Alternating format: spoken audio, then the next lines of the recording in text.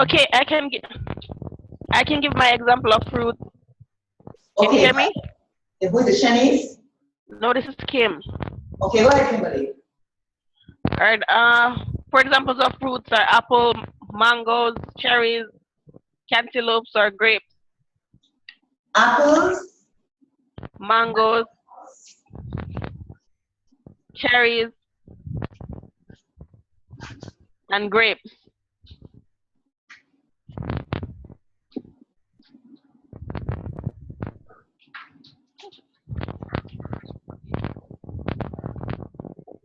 so cantaloupe, Yeah, they said cantaloupe or grape, whichever. is this for cantaloupe? All right, let's try that. Cantaloupe, my spelling is not always the greatest, all right? So let me just find out if this is how it's spelled, because these young people can't, they can't spell.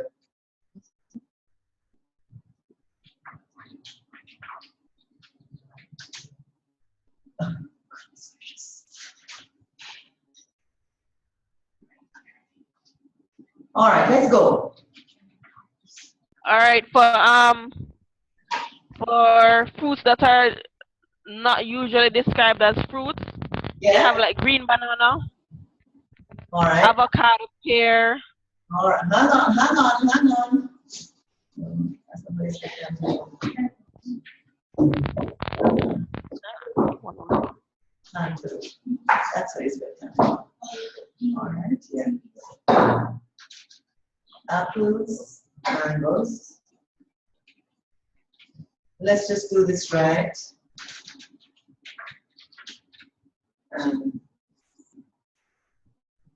Oh, cantaloupes or grapes, so you give me 5. Okay. Right, I did give you 5. I'm going to stick with cantaloupes. And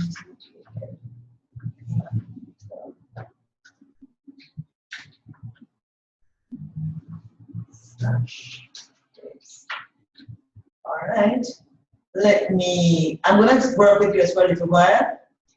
And then when I'm finished, all right, so not fruits, you have. Is there fruits, but they're not described as fruits?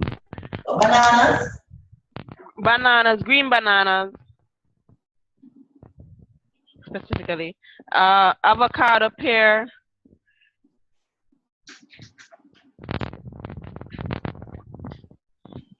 Or just avocado, right? Tomatoes. And what we call susumba. I don't know if that's the right name. I don't know how to spell it either. That's why I'm going to spell it, susumba.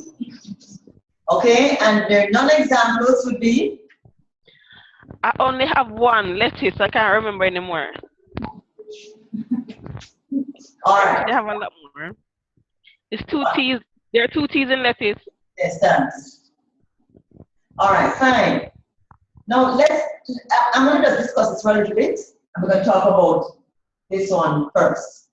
Now, we have apples, mangoes, cherries, cantaloupes, or grapes. I want you to tell me, by apples, you're using, what kind of apples are we talking about?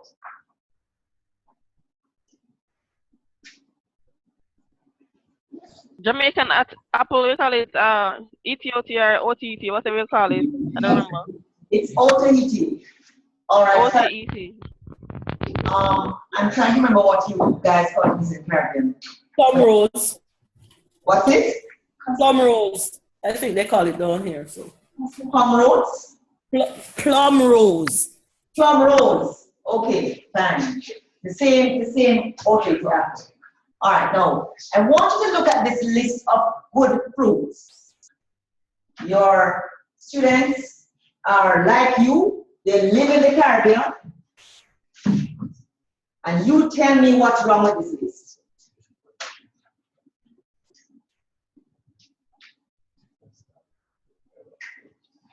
Hello? Could you repeat, please? Okay, what's good, what's bad about the first list? Apples, mangoes, cherries, cantaloupe, or grapes? Cantaloupe. They may not know what the cantaloupe is. They may not know cantaloupe. But we get that in the market. You We can get in that in the market. Know what cantaloupe is. Is this Some students may not, I guess. what's this again? Kimberly. Kimberly. Yes, I'm hearing you. Where are you from? Where do you live? Where do you live? No. I live off the boulevard. I live Washington Garden. Okay, no. I'm just trying to figure out whether or not your children will be in, let's say, from cities where they actually grow cantaloupes. All right? I was thinking that your children would know the fruit as a common fruit. All right? Most Jamaican children do not know cantaloupe as a common fruit. Okay, then we could change it and put guinea. No, hold on. So the point I'm making though is that the fruits that you choose should be fruits that they are familiar with. They are familiar with apples, they are familiar with mangoes. Tell me something about cherries. Why it may not be a good example of a fruit? There are different types of cherries. Some of them are seedless, there are different types of cherries. Do you know the West Indian cherry? The one that we have here in Jamaica? All right. What is strange about that fruit? It's harder than the average and it's smaller. So, No. Think about fruits. When you're defining a fruit, what are you looking for? Seed. Seed. Very good. Yeah, the seed is there. Does it look like a seed? Is that your idea of a seed? Think about a cherry. You know about cherry? because you must say how it's from remove the seed, but you have to actually eat on the seed to actually have the cherry. Yeah, but the seed. All right, look at the mango. Where do you find the seed? It's obvious, right? It's clear. Look at the apple. Isn't the seed clear? Right here. Look at the cantaloupes. Even though you have the many seeds, the fact is that the seeds are there. Grapes, the same thing. What about the cherry? You know cherry? They're small. But the seeds are not the seeds. You know, you know it must be the seed, but it doesn't even look like a seed. It has no appearance. It doesn't resemble a seed. You understand what I'm saying? You know the cherry seed? You know the cherry? Yeah, we tend to bite up the seed, and we don't often do that for mangoes and apples. Nice, my point. So cherries for me would come in this list down here. But my first list must be a list that would allow the students to see clearly that you have a seed and you have a fleshy part to your fruit. The first set must be very, very clear. So the students can associate. They know they're looking for a seed, they know they're looking for a fleshy part.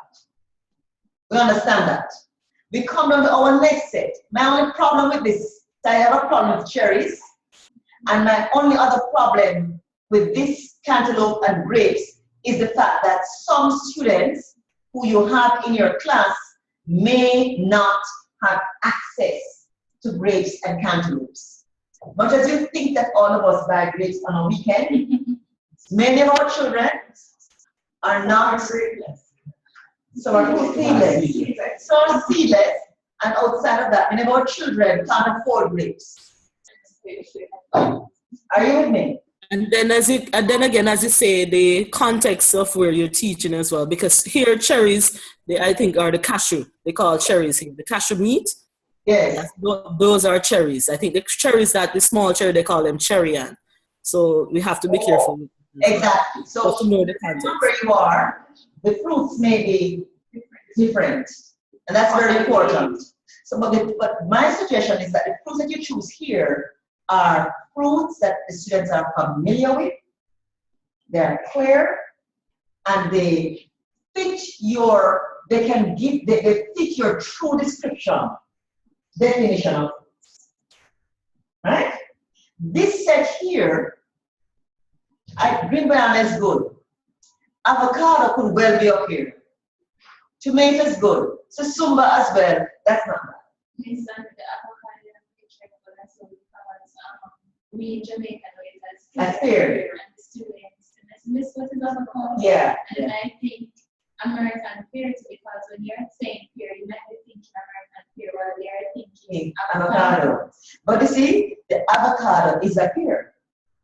It belongs to that family. You understand? So the avocado, it belongs to that family of plants that we call pears. That is what it is. That's why sometimes you say the avocado pear. I know, I get you, understand. So this could actually be up here, but certainly the rest of them are fine because many of us do not consider the green banana to be a fruit. Pepper is a good one. Cucumber is a good one. All the vegetables that we use as vegetables that are really fruits would be good right here. Okay?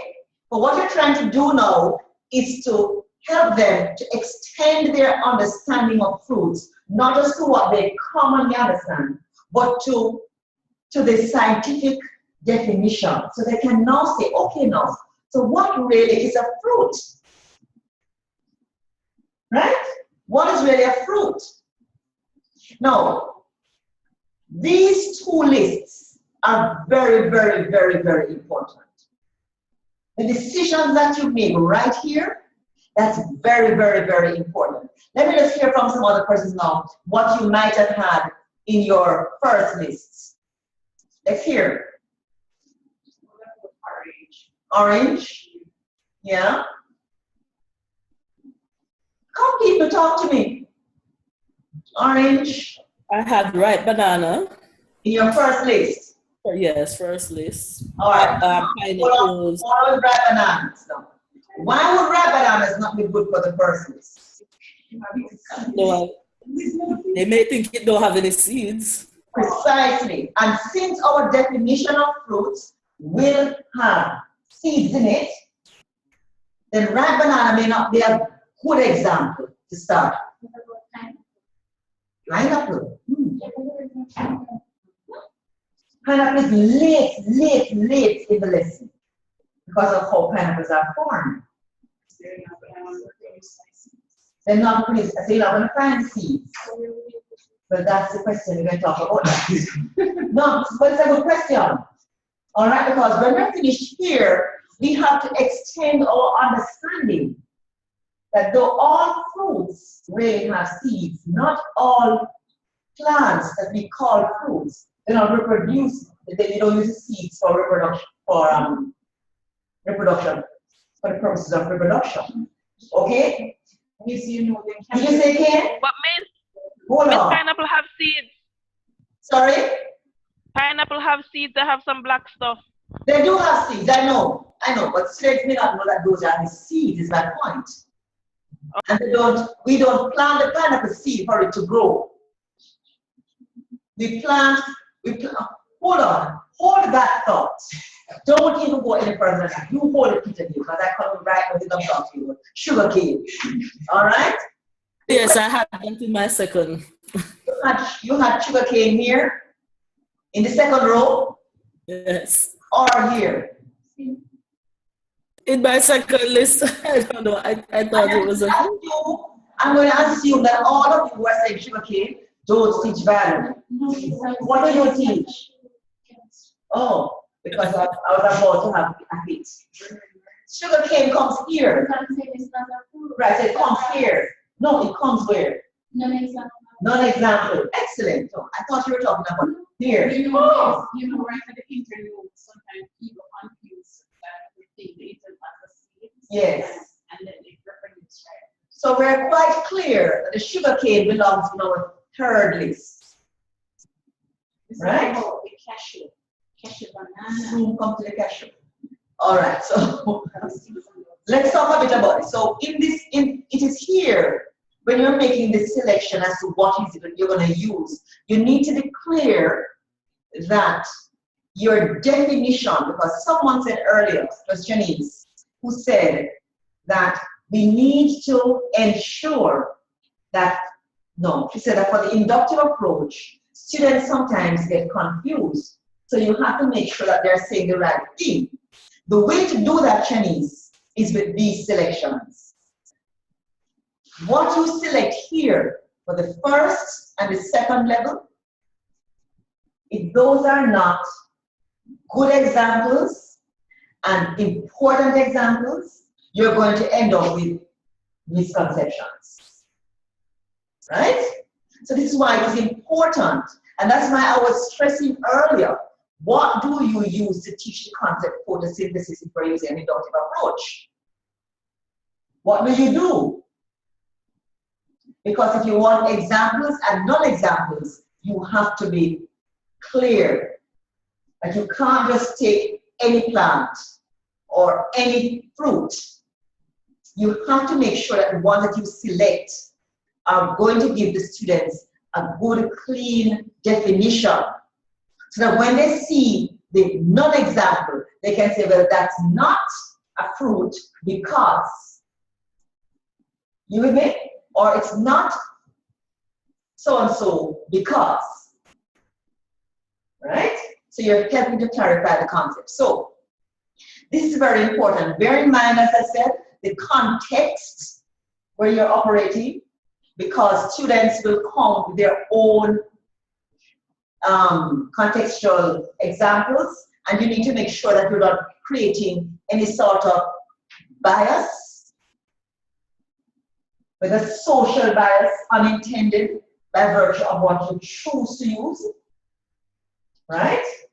And then you eliminate some students who don't know how, who can't really, I've never seen cantaloupe.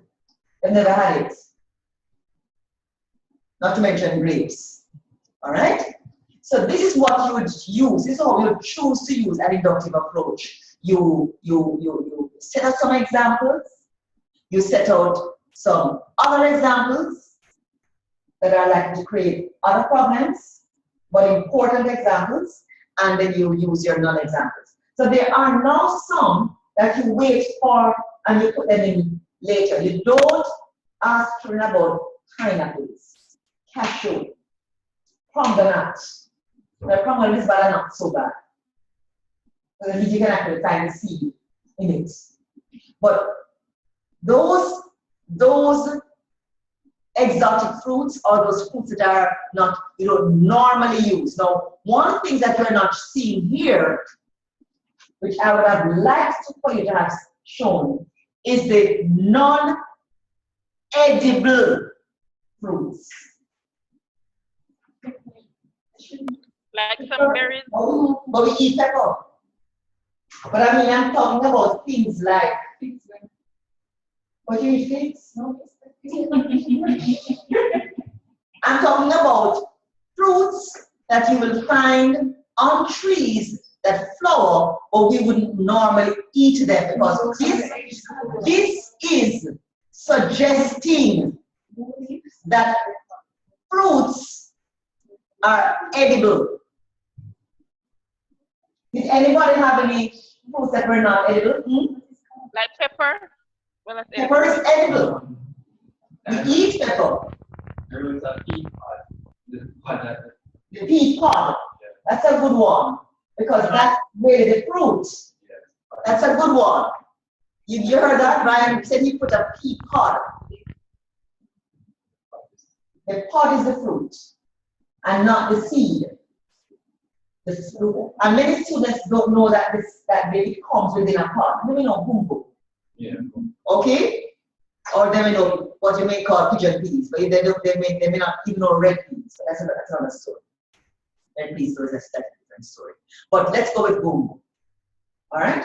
Now, the non-edible fruits, like when you go to lignum vitae. You know lignum vitae? You know what's the fruit? The fruit of lignum vitae. This is the Dr. Rainford. Huh? Hello? Yes? Do you know this plant? It has this puffy green looking pod things. It's not edible, and then inside just you have some seeds in it. They're all over the place. No, nothing eats them. No, we don't eat them. No animal eats them. I don't even know what they're called. All right. Bird seed? It I has a think very, we use it to count in like infant school. pardon? I think we use it for counting in like basic school and infant school. The red pods, the red seeds. Yeah. Puffy. The thing like John Crow, they call it John Crow beads or something like that? Yes. Yeah. I'm trying to, I'm not sure I'm getting it, but You mean the one with the red and black, the little red, they call them something eye or something. Maybe you see okay, I know what it is. I know what it is, yeah. I know what it is, yeah. So those are good examples. So the point I'm making is you could easily introduce a misconception by using fruits that are only edible fruits. You with me? You don't want to do that. And this is why this is narrow. Okay? Dr. Rainford? Uh-huh. I had a misconception that was cleared up a while ago because when I learned about vegetables, right, and they said that vegetables were the edible parts of the plant. So I was under the assumption that all fruits were vegetables. I wasn't taking into consideration that not all fruits are edible. Oh, so I okay. guess you can't say all fruits are vegetables because then not all of them are edible. Well, that's true. Left of that. All right. And since committee, somebody say something. Or wants to? Anybody else wants to comment? All right. So here it is now. Let's go back to what we're talking about. We want to make sure that when we're using an inductive approach, what we choose, we don't further muddy the waters by introducing misconceptions. All right? So we need to make sure that our list of examples is as wide as possible. See, that's why I'm saying you have to think about the possible misconceptions before you make your choice. And then the non-examples becomes very important. Again, you think of your misconceptions. And at this point, Shanice, coming back at you, the way to avoid the misconceptions here, maybe students may not be able to develop the concept rule. What you have to do here now is to be careful how you ask questions. What kinds of questions do you ask? How do you ask the questions? And you help students to get to that point where they get the correct definition, because that's where you're heading. Okay? The reverse, when you have a deductive approach rather than an inductive approach, you start off with the definition. So you say, okay, now, so the definition of a fruit is, so, and you give your definition. So you say now, which of these are fruits? You give them the list. That list must as well have a wide range. Now, I said earlier that inductive, deductive should not be confused with hands-on or laboratory work. And here's what I mean. One could do an inductive approach or a deductive approach and not have a hands-on approach to teaching the concept fruits. Or one could use a hands-on approach to teaching the concept fruit, be it deductive or inductive. Now, tell me what I mean by my first statement. My first statement is that I'm going to teach the concept fruit using and inductive approach, but I'm not going to have a hands-on class, a hands-on lesson. What do you think I'm likely to do in a case like that?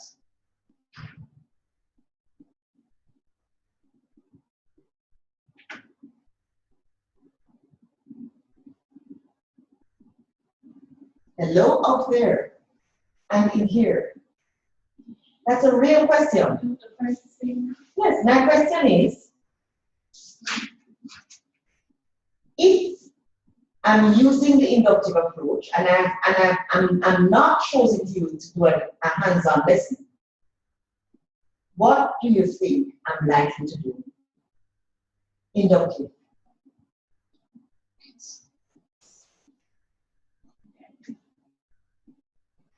Probably let them research for themselves. Inductive, I said, you know.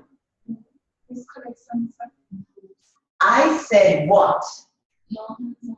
Inductive. Inductive. Not hands-on. Not doing a hands-on lesson. So could we do And do what? come up with, they will come up with an example. It's inductive. They don't Hello? know. Hello? Yep. Okay, I'm thinking, I'm not sure if this is correct or if this is allowed, but I'm thinking inductive as in they're observing. So could you bring some fruits and vegetables or things to eat to class and have them probably just eat it and say which one they think is a fruit or I don't know. Hands-on. That's hands-on? Yes, that's hands-on. What about Okay. What about a video? Is that hands-on? That's one approach. A video. Yeah, a video could use a chart, could use or That's what? what I think. I was thinking of pictures. Yes. But they're not manipulating anything real. Okay? So any of those approaches could work. What are the limitations of those approaches? Time? Why time? Enough time, okay. Video may not be as long as a hands-on lab. you have to set it up? Maybe.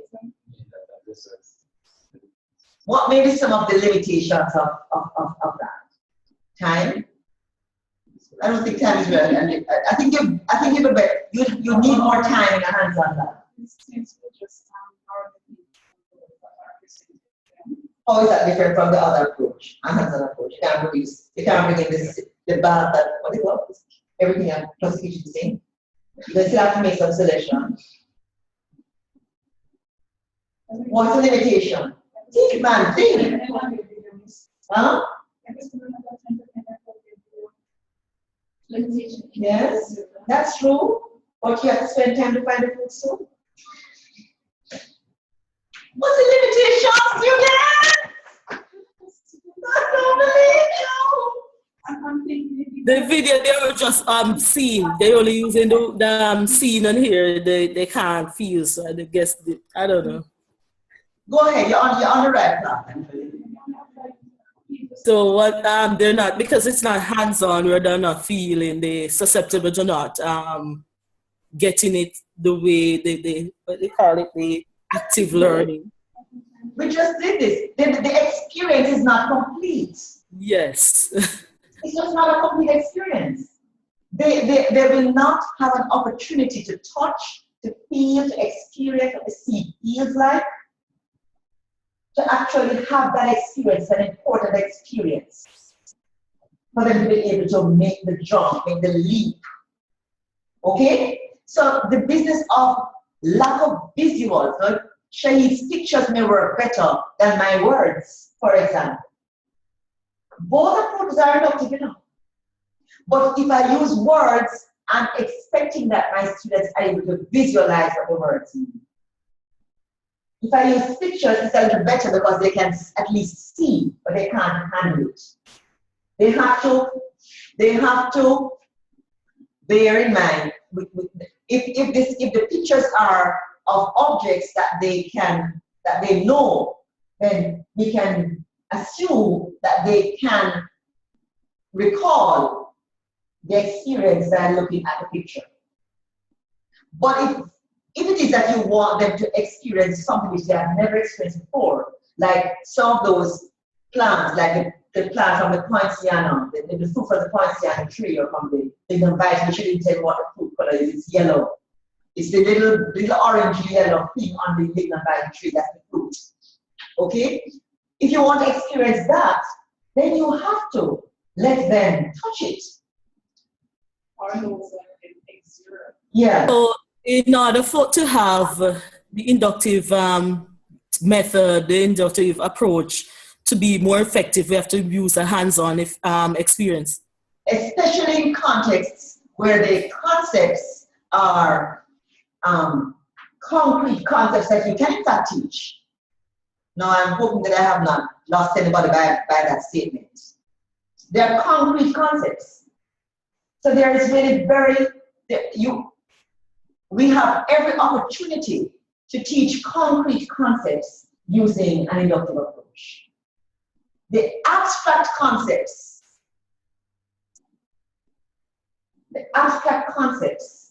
are the ones that we tend to use the deductive approach to teach. I'm going to encourage you rather to use that approach. I know some teachers don't do any induction, but for abstract concepts, you can use some inductive approach, but it's very challenging. Usually, the abstract concepts, and you can understand why. Because you can't necessarily always find good examples of abstract concepts. Certainly nothing you can touch and feel. All the examples will be abstract. You see what I'm saying? So you would need to think about, what am I going to teach? So normally, for your abstract concepts, you tend to have your definition and then your experience. Okay?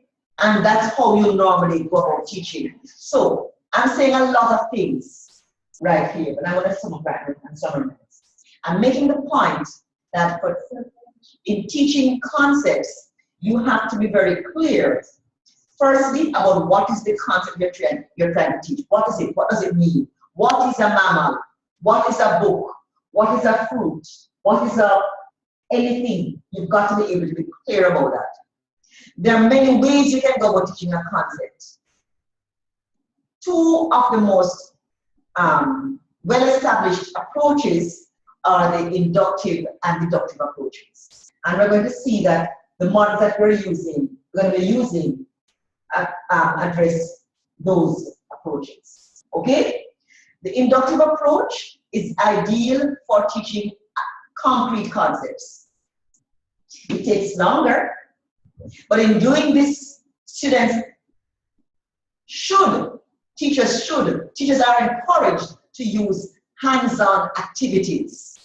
And by hands-on activities, we're talking about activities where students are handling real objects. Though it is possible to use an inductive approach without students manipulating objects, but it is not as rich an experience as when it is so. I hope by now you have made the distinction in your minds between hands-on and inductive. The fact is that you don't have to have hands-on activities. So don't mix up the two. Don't call everything. Don't use all the words together in the same sentence because they don't all mean the same thing. I could go on to say that if it's a hands-on experience you want students to have, it doesn't have to be a laboratory experience. Because students can manipulate objects, they can manipulate equipment, they can manipulate materials in the context of a classroom. Right? It doesn't have to be a laboratory experience. So when I speak of laboratory work, I'm talking about laboratory type activities that can take place in the laboratory. Sometimes we use the words practical and laboratory interchangeably. There's a subtle difference because laboratory activities suggest external lab.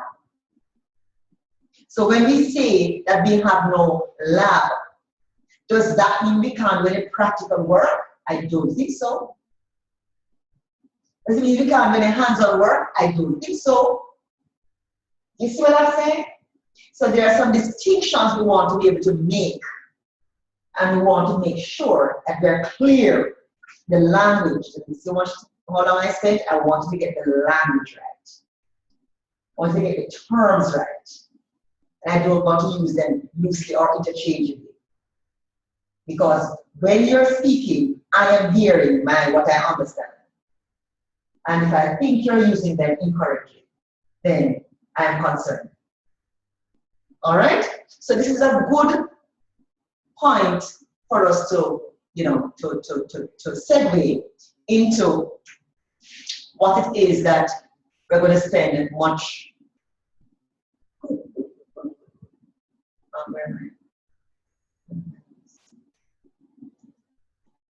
in the business of construct, models for concept instruction. And there are several. Okay? There are several. All right. So what I want us to do now is to get a little break from my talking and your listening. And I'm going to ask you to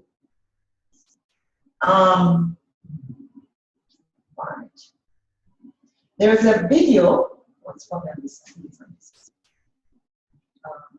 All right, put it separately here. There's a video that I want you to watch. Where do I find it? Shut.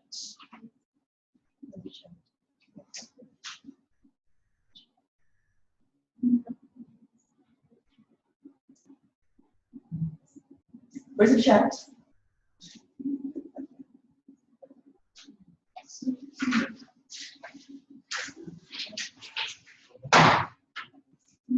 All right, there's a video right here. This is the address. I'm just trying to put it in the chat.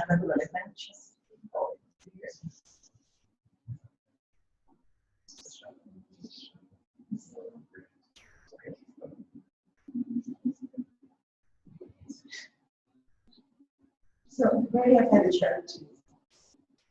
Move, without connecting share screen. All right. Can you please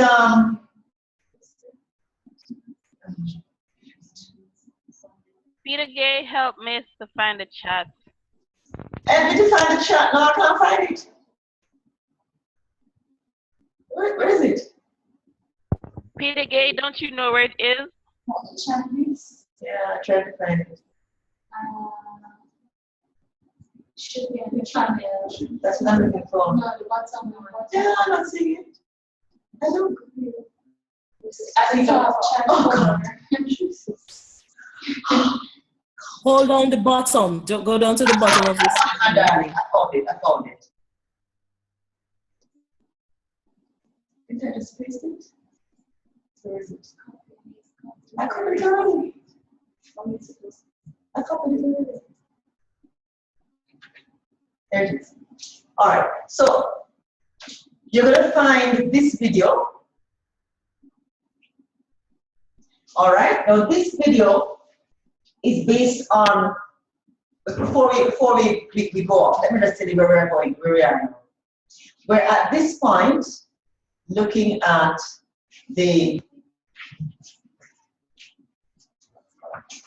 5E model. We're going to look now at one of the models that we can use for science instruction. And I'm going to start with this one because of how important it is for us to move forward.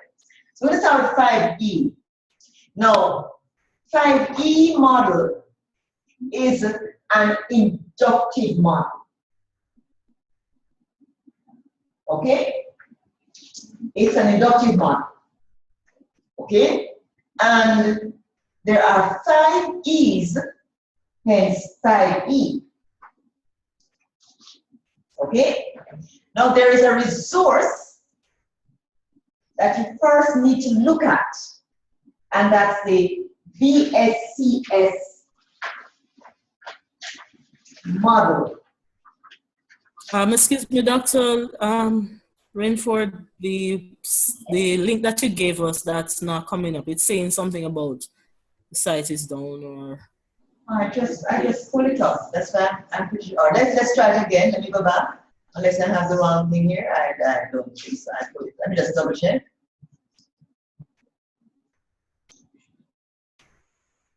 All right, let me just go back. I'm on 2 computers, so let me just make sure. Yeah, but I have it on my computer. So I'm gonna take this now, and I think it's the same. Yeah, let's go. Copy.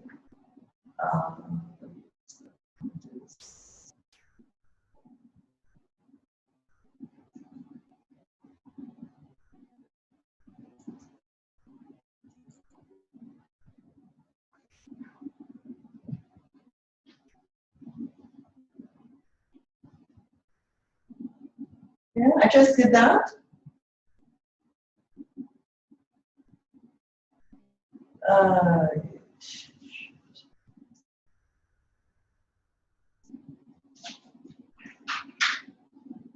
Not very strategic.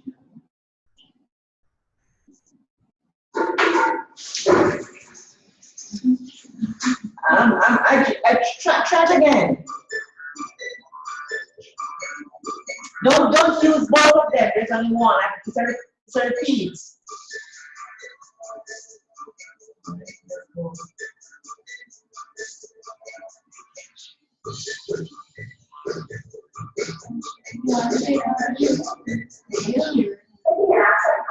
Or even opposite, we can see like the arrow around us, so we can look on concept for students at the time.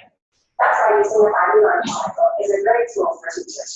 So all right, so I would normally share, but I think when I share the video, it doesn't come across very, it's not very clear for you. All right, so I'm gonna leave you to I just did it again and it worked. So who was that who didn't get it initially? Jamila, you are having a problem?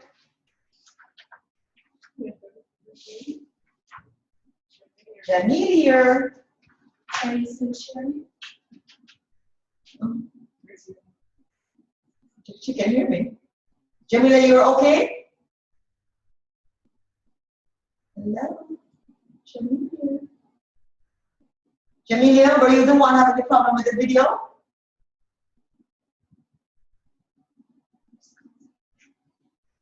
All right. While we wait on Jamila and others who are there, is there anyone who has not yet found anyone else the video? All right. Now before we get to the video, though, we haven't got to the video yet. Computer is slow. You need to now take down the article called BSCS 5D instructional model.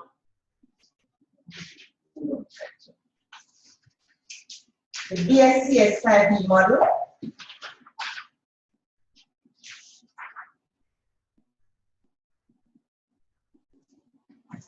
And what we're going to do here is we're going to try to understand the model.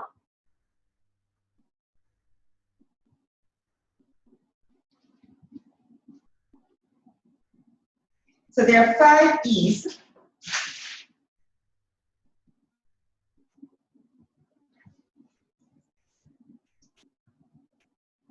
Engage, explore, explain, elaborate, and evaluate. All right, so my online people were doing much of the talking earlier. So we're going to start.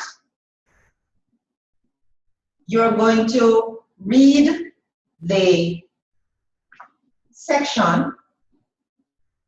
I should say that the BSCS 5D model is one that has come out clearly of the sciences, and it's a model that has come out of the biological sciences. Well established in the literature as one that is very useful to effect conceptual change. And as I have said, it is an inductive model in its orientation, widely used at the primary and lower secondary levels with great success. And I should also say that the new national standards curriculum that is being developed and piloted now in Jamaican schools, teachers are asked to use the 5E model right across the globe. So it's something that we need to become familiar with. Historically, the 5E model didn't start off with 5Es, and there are different versions of it. There's an abridged version with 3 Ps, but we're dealing with the 5E model in its full form. And like I said, these are 5Es. So what we're going to do now is we're going to have Ryan and Kamika. They're going to explain what we mean by the engage phase when you've all finished reading. So I'm going to give you, you need to read the entire article. It doesn't take long. It'll take about 10 minutes. Excuse me, where do we find the article? The course page. Oh, you came in late. It's on the course page, so you need to go there now. Go to the Orwell and pull it down. Okay. All right? It's a BSCS 5E instructional model.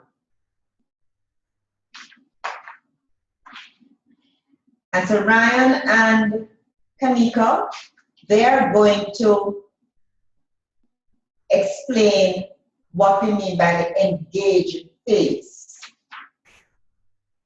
Describe the kinds of things that will take place in the engage phase of the lesson. Where is it? Where would you have it?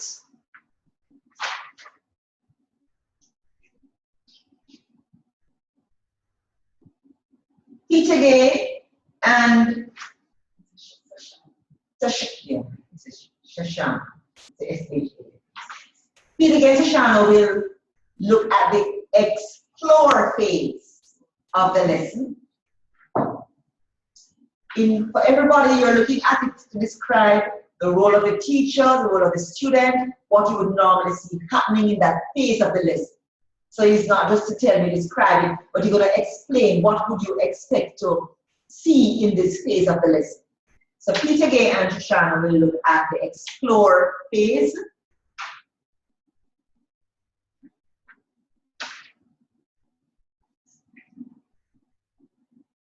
And then Jamelia, Kimberly, and Monique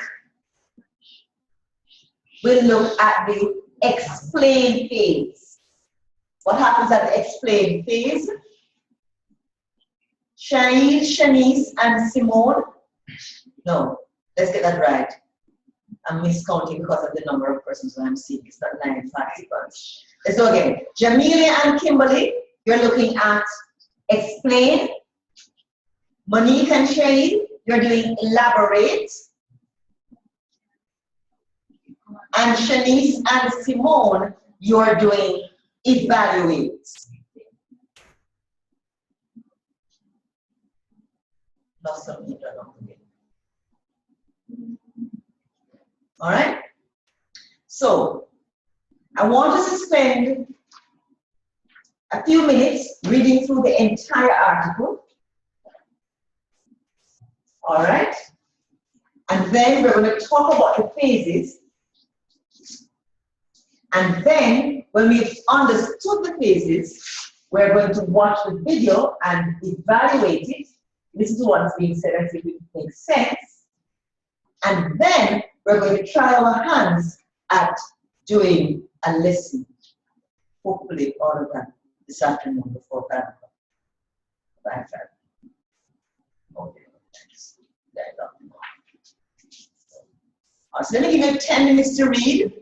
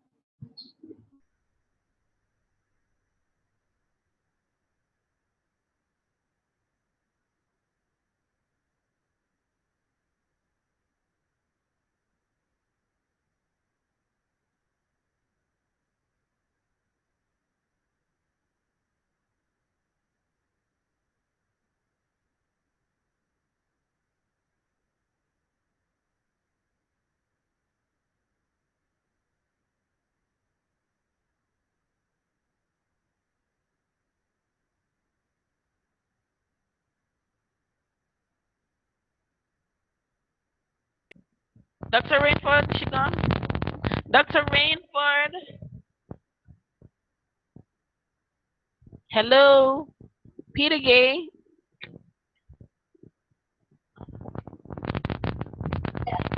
Yes, Kim? did Dr. Rainford said read the entire article? No, she gave you a particular section. You have to read or cover enough for you to get the concept. All right, teach. All right, so I'm going to mute it back. All right, no problem.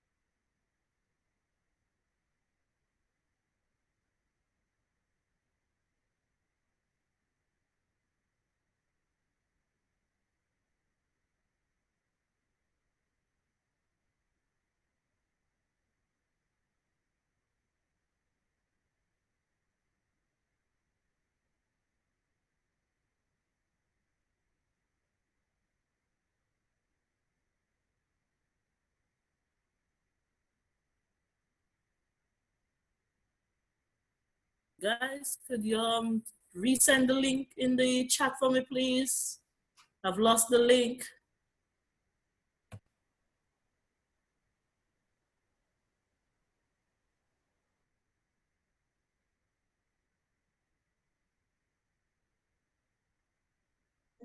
We don't want to check this. Which website? The link, the copies? The copies. The link. Yeah.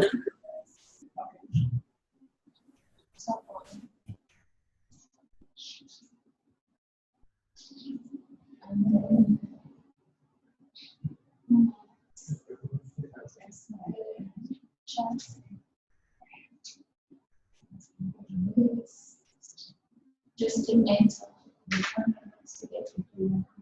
Okay, Jamila? Yes, thank you.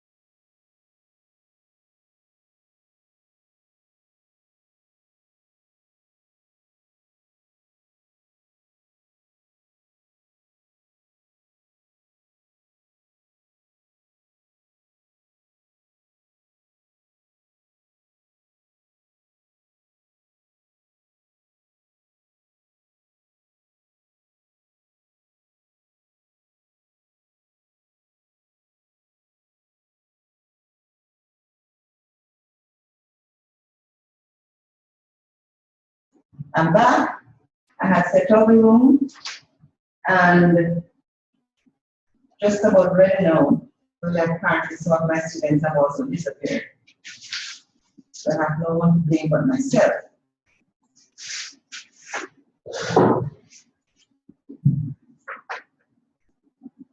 But I hope that in the meantime you had watched the video, having finished what they said I wanted to do.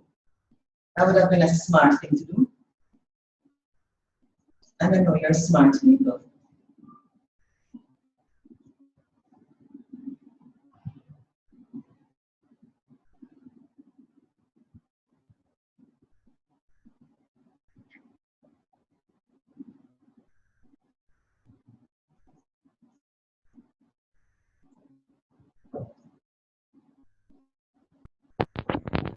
Miss, yes, we're smart. We did watch the video. If the only thing though, we might not have learned anything. I'm just kidding. Huh? I'm sure that's Kimberly. Oh no, it's her sister. It's her sister. It's her sister. It's Kimberly's sister. Okay. Yes. All right, I'm trying to the engage and explore people are not here. Well, one engaged person is here, so we can start with engage. Tanika is here. So you want to talk about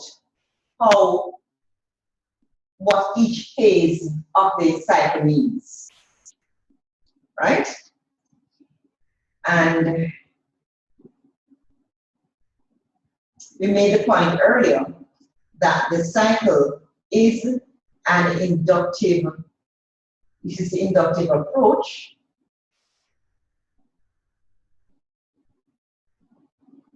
And so we're starting off with the engage phase of the cycle. So let's go. Tamika, let's talk a bit about what that means. Okay, for the engage stage, this is where the teacher accesses the parent knowledge by the use of the teacher accesses the parent knowledge and allow them to become engaged in the new concept. The method used are normal short activity, concept map, questioning, talk about the past experience at the beginning of the lesson. The activity should make a connection between the past and the present learning experience, expose perception, and organize student thinking toward the learning outcomes of the current activity. Okay, so you have read a section and I want you to tell me about it now. I want you to tell me what all of what you just said means. So when I'm looking at a class in which we are at engaged phase of the lesson, so what would I be seeing? What should I be seeing? Okay, so the engaged stage of the lesson is normally the introductory stage of the lesson, where the teachers try to make a connection between the lesson and the student parent knowledge, but that is what they know before. And then she normally do it with use of activity, so they become excited about the new concept. So there are activities. The teacher is asking students about what they know before. They're connecting with the previous activities. And what we said about activities.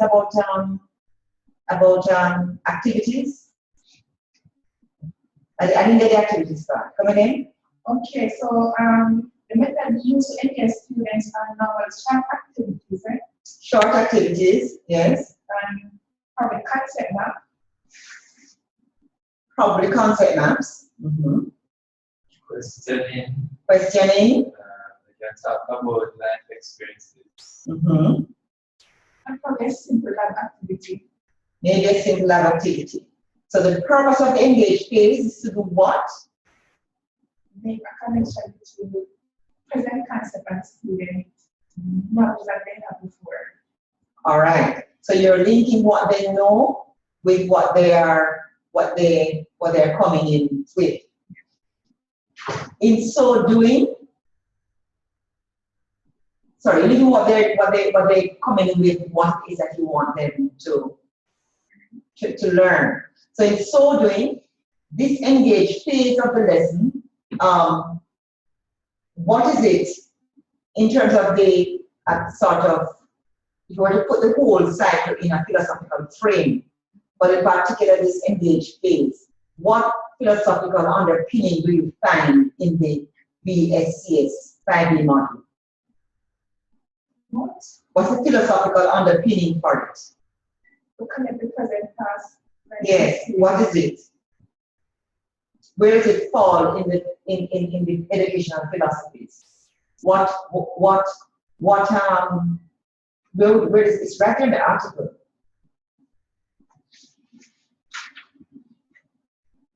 What's the philosophical basis for the 5A model?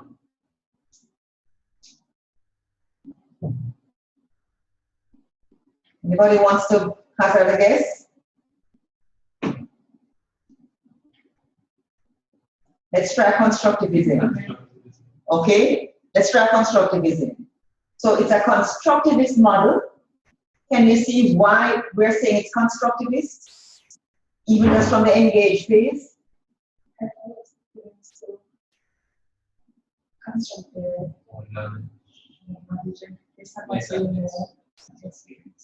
All right, so it borrows what the students it addresses what the students know, what they're coming with, and it allows them to build on that to come up with new knowledge. A very important component of the engaged phase is to address misconceptions or to raise questions or to assess students' misconceptions.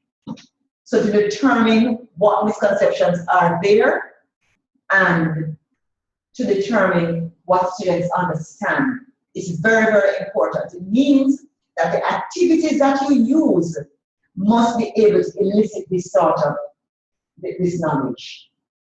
So if I'm asking you to do an engaged phase for a 5A model, I'm looking for evidence that certainly the activity is engaging, meaning that students are learning from it. I'm looking to see that the activities will facilitate the unearthing of misconceptions, and I'm looking to see that the activities will allow the learner to share what it is, use what it is that they're coming with. That's very important. All right?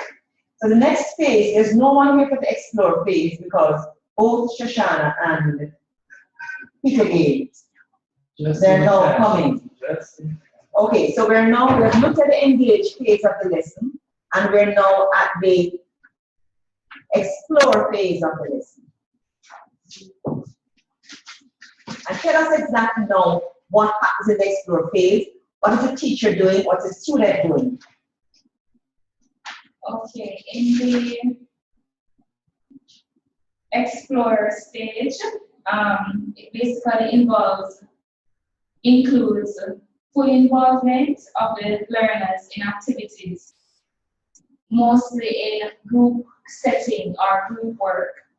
And this will give the students concrete experiences that will help them to construct concepts and develop some sort of skills. Also, the role of the teacher is that,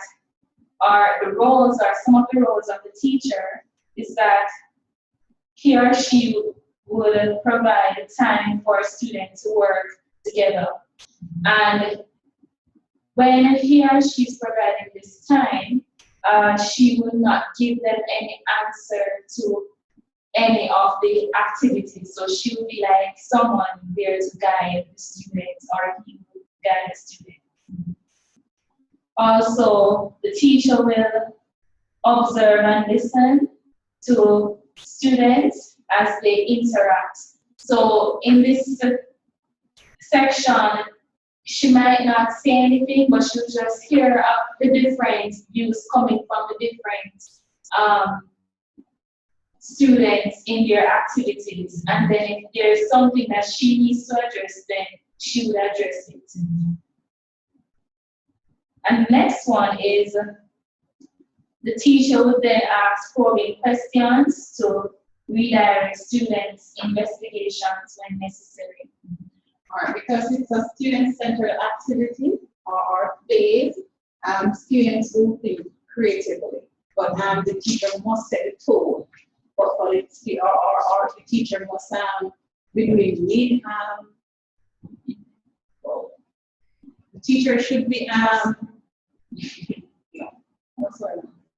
should capture the learners so as for them to start process and start to think creatively. And also here, the students, if they're involved, they should be able to test predictions and create hypotheses and also test for hypotheses. Also, they should also record their observation on ideas.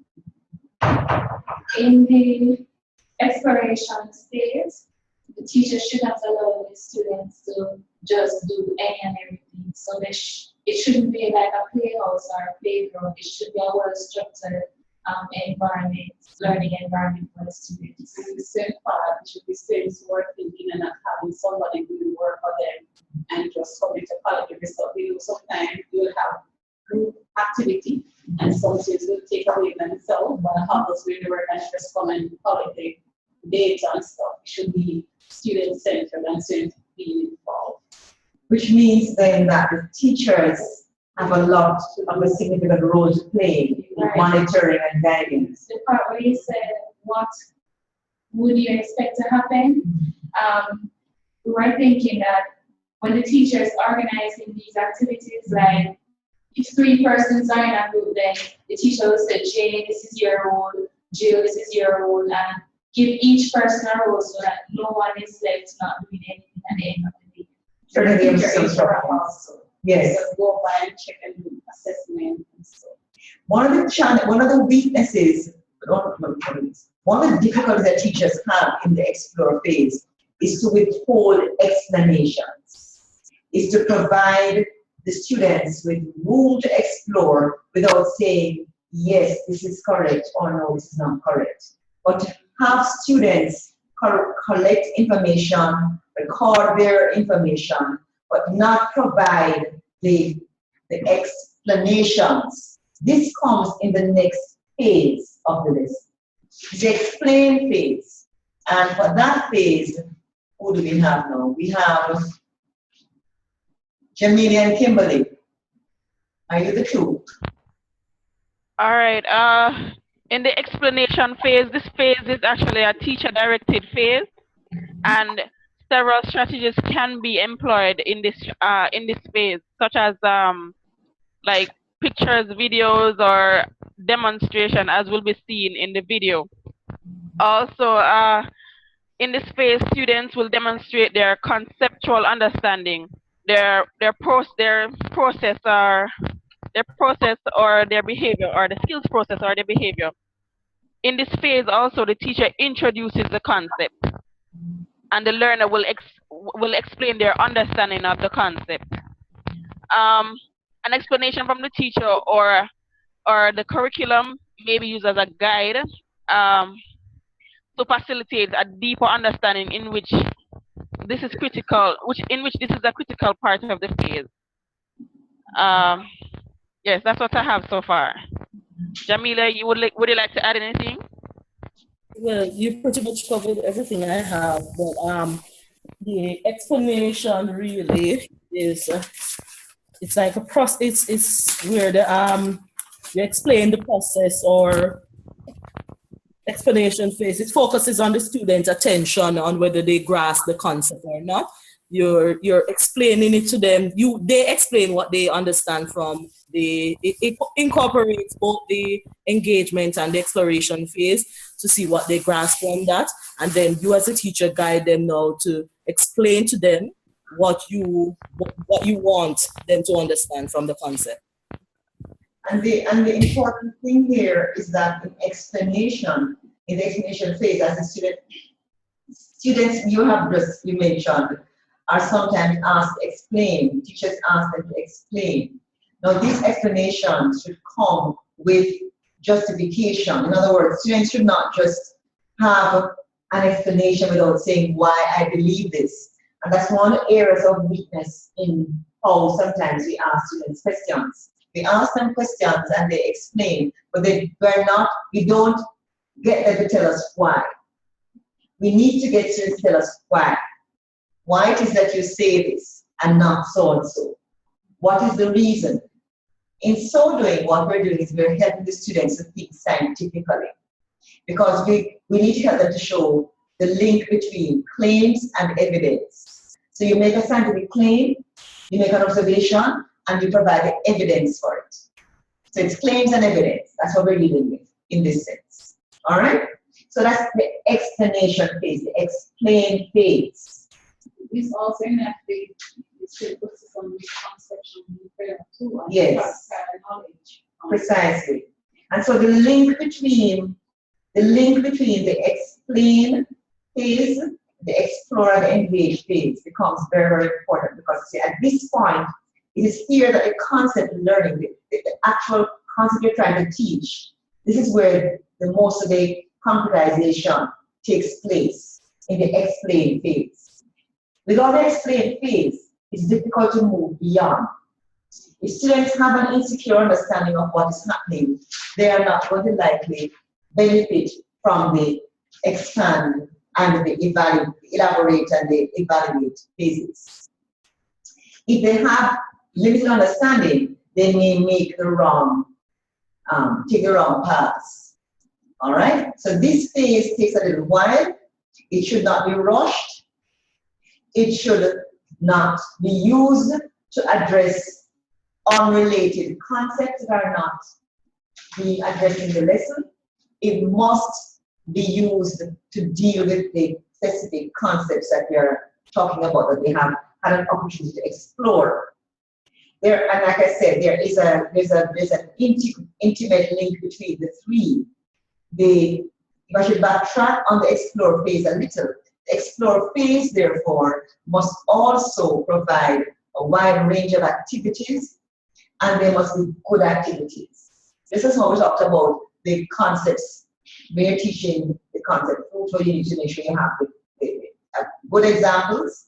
You need to have good experiments or good activities with appropriate questions or instructions, clear instructions for the students to know exactly what they're supposed to do with the activity. So it's not an unguided set of activities. It's directed by the teacher, but the teacher allows the students to explore that phase. Having grasped the concept, when the student is clear about the concept, the next phase is to elaborate. What's the purpose of the elaborate phase?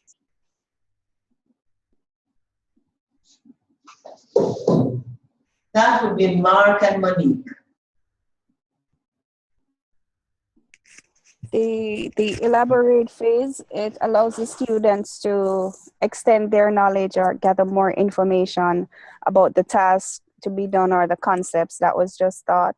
They may do this through group discussions, or they could go through texts or books. Also conduct experiments, just allow them to gather more information on what was done before. Mark, you want to add something? I'm now trying to actually follow, so I'm unable to add to that. All right, fine. This is a phase as well when you think of. Dr. Rainford? Yes, Shahid. Actually, you gave me that one as well. So. I'm sorry. Yes. Go ahead. Let me just add to what Monique said. The role of the teacher basically is to provide information to the students. The teachers are not directly involved in the lesson, but they more or less serve as a guide, so to speak, whilst the students are in group discussions. The teacher also allows time for them to have their discussions. The teacher also provides new activities and experiences for the students so that they can further extend their understanding of certain concepts and also to develop their skills. So these are a few things I have to add to what Monique said. Yes. This notion that you've just added of new is very important. New situations, it's like applying. You can think of the The elaborate and the explore phases are similar, except that in the elaborate phase, the experiences tend to be new, not yet explored, not yet addressed. Okay? Different. And so you might find that what you're doing now is you're stepping up the concept a notch to see how this works in the real world, or certainly, you're going to give me an example. Why do you think I'm sitting here? I'm mixing. Well, we'll see what happens in the example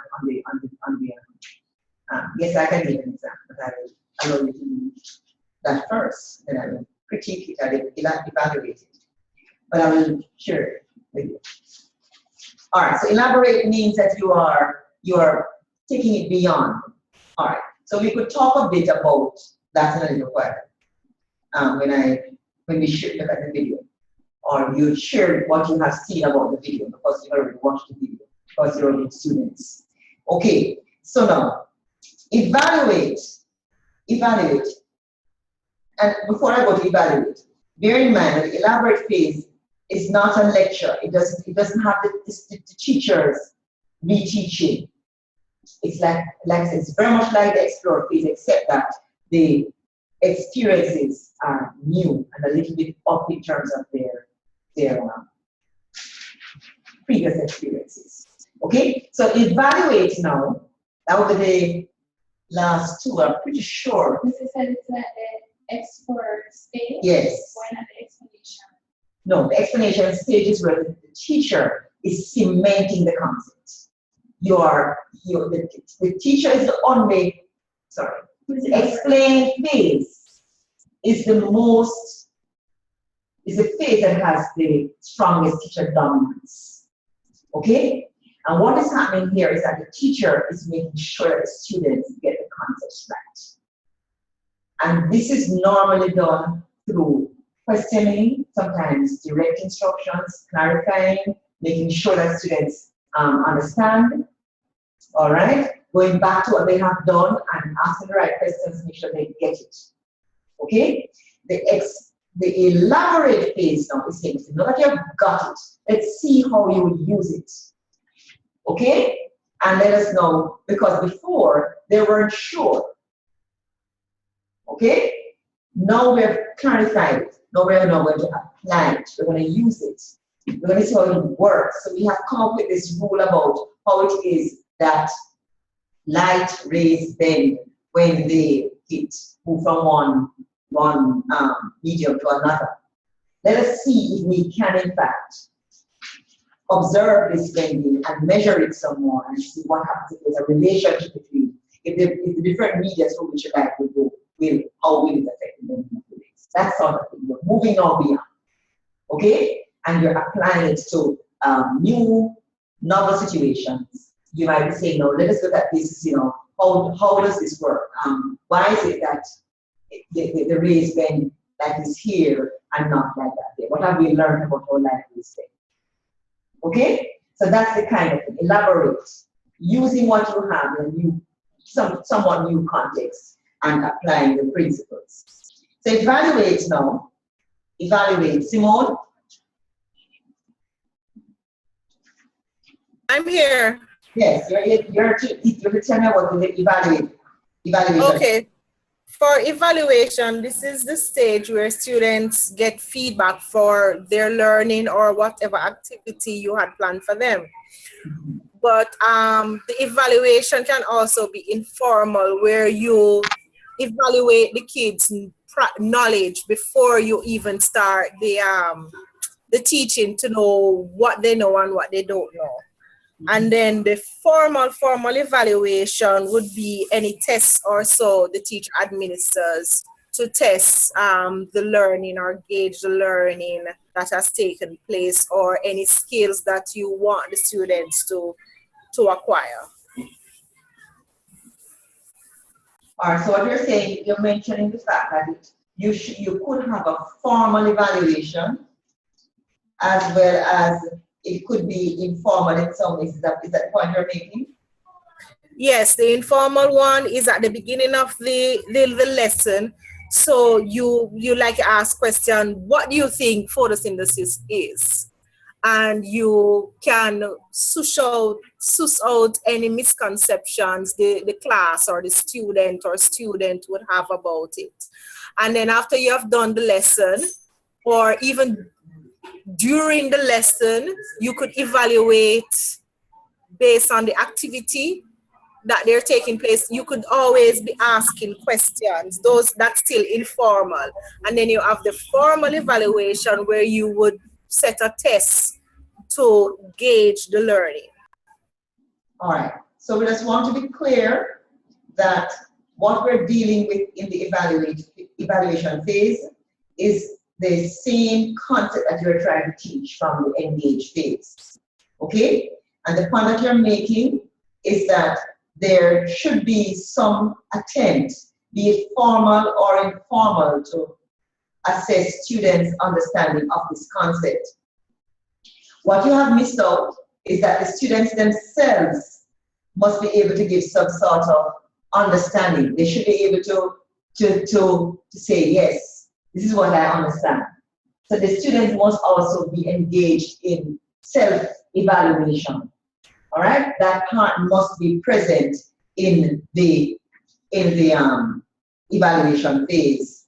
Now, this is a phase that the students are to demonstrate that they understand with a skill, with a concept, okay? And so and it is very important, therefore, that you allow for this understanding to be shown by the way you ask questions. Now, we spoke about, we talked about formal assessment and informal assessment in the other course. We talked about formative and summative. All of these can be used in the evaluation phase. All right?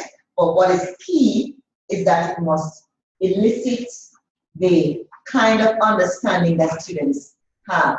You must be able to go away understanding, and the students must come away with the notion that I know and what I know. It's very, very important. All right. So let's look back at the video now.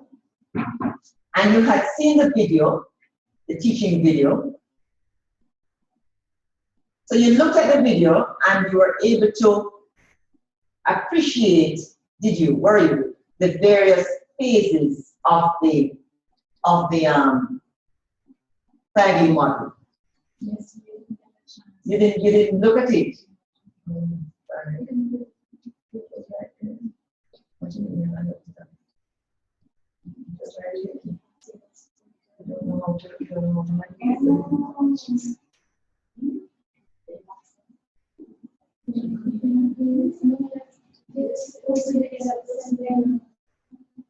The video was right there. All right, so these guys haven't watched it, but you guys out there have watched it. Tell me about the video. What did you learn from it? Was it helpful to clarify, to cement the 5E model? Did you find it useful?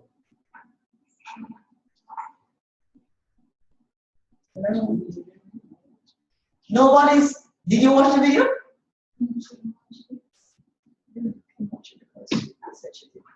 I'm now actually looking at the video. All right, so let me give you, it's not very long. So let's just, all right. I'll stop you in a little while. Our schools to here with us today to share a wonderful lesson that explores this difficult concept with their first graders. Julie, would you like to share a lesson that you're going to present today? Sure. The lesson we're taking with my students is exploring how their takes up space through and create labs. Great. So was there something that you had to do prior to the lesson for students to implement for us? It's always to get them ready. We really worked hard on knowing what our pieces are to understand how to explore science, and we worked on cooperative learning and creating teams how to do that. I teach first grade, so it's so important that they have a basic foundation of even what we're doing to even be able to get things out of lessons. Great. Well, it was very obvious to me that you got them right off the bat. They were engaged right off the bat. So let's take a look at the clip for students. Everywhere, it is up on you. It takes up space. It is air. It is air. You can't see it. You can't see declare it makes my noises as it rushes my eyes. It is air. It is air. I told you that was so much fun. It's such a great way of getting your students engaged. The kids really liked it. We did many different things to engage the students. I had a mystery bag that the kids really liked to try to guess what was inside, and then also a riddle. The riddle was, I'm invisible, I'm everywhere, I take up space, and just different clues to get them thinking about what it could be. I can imagine that they loved that, trying to guess what was inside the bag. It was fun, and I heard lots of different answers. So it was good to see what they were thinking. Natalie, and who else has a guess? Madison, his name is God. Okay. Hello. Gravity, okay, we've been talking about gravity. Allie, yeah, okay, let's look. Can you tell us a little bit about the materials that we used for the lesson? Sure. At the beginning of the lesson, I used the one that Ace the Wind by Vicky Howe.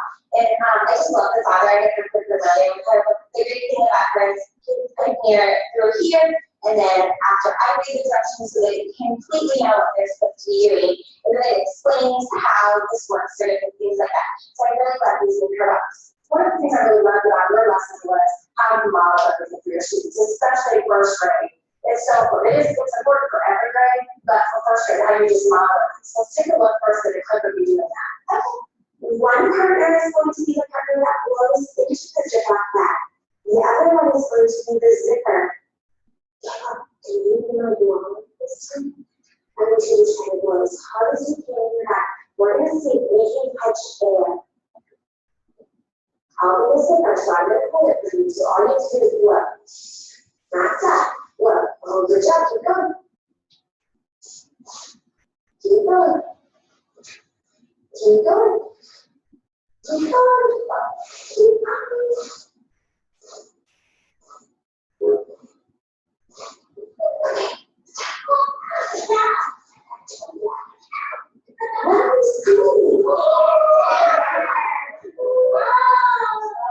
That was great. I love how you model for your students. That's so important. So you want to show us what else you did? Sure. The next thing I did is I gave the students bags full of air and crackers. And I let them just lightly press on it and see what would happen. So what do you notice happening to the crackers?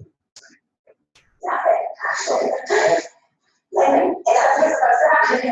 Not this time, but let's just try to see what would happen if we let the air out of it. And now press on the crackers on the back.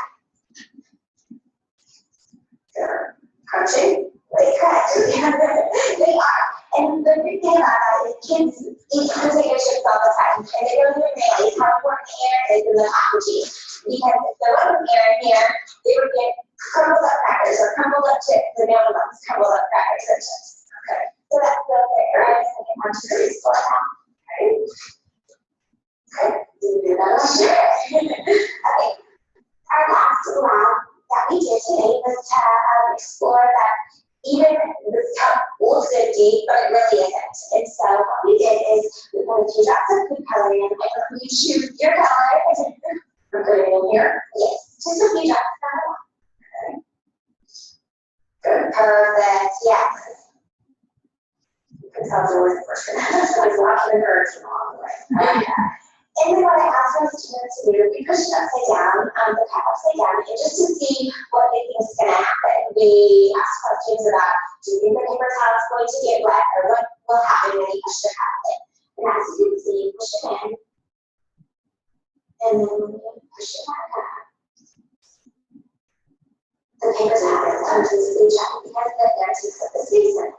Whereas if you do it another time, and you push it down, and then because you see air bubbles coming up, and when you see the air bubbles come up, you can tell that the water is getting in, and then they can see that when they push it out, the paper towel is wet. Okay, so even though the cup may look empty, it actually is full over there. What do you think is going to happen when you push it down? You think the napkin might change it, right? Because there's red that air long. Okay, let's try it. So what we'll we're going to do is we're all going to put one finger on the top. So everyone, even can you can do? So one finger, you push it straight down. Just do it that way. Let's look your fingers.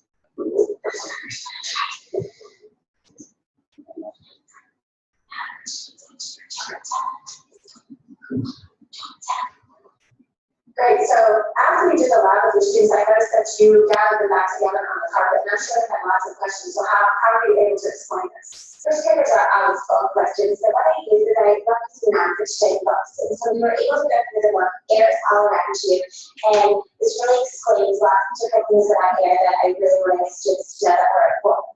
And one of the things I love about what you said, you brought to their attention that it was a non-fiction book, and you even explained them how they don't have to start the beginning. I thought that was so important that you don't have to start the beginning when you're reading nonfiction. That's the cool thing about nonfiction books. My students love just knowing if they want to know just a little bit about something, they can kind of do a little content and just go to that part. And so we can start anywhere in the story and just get what I need the lesson to be done. We don't have to read or elaborate in a whole book.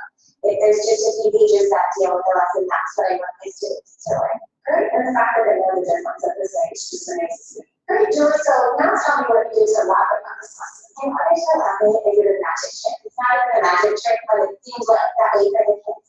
So what I did is I just made just a small little juice box and I filled it with some water and then just a plain cardboard or anything will work. And you just put it over it.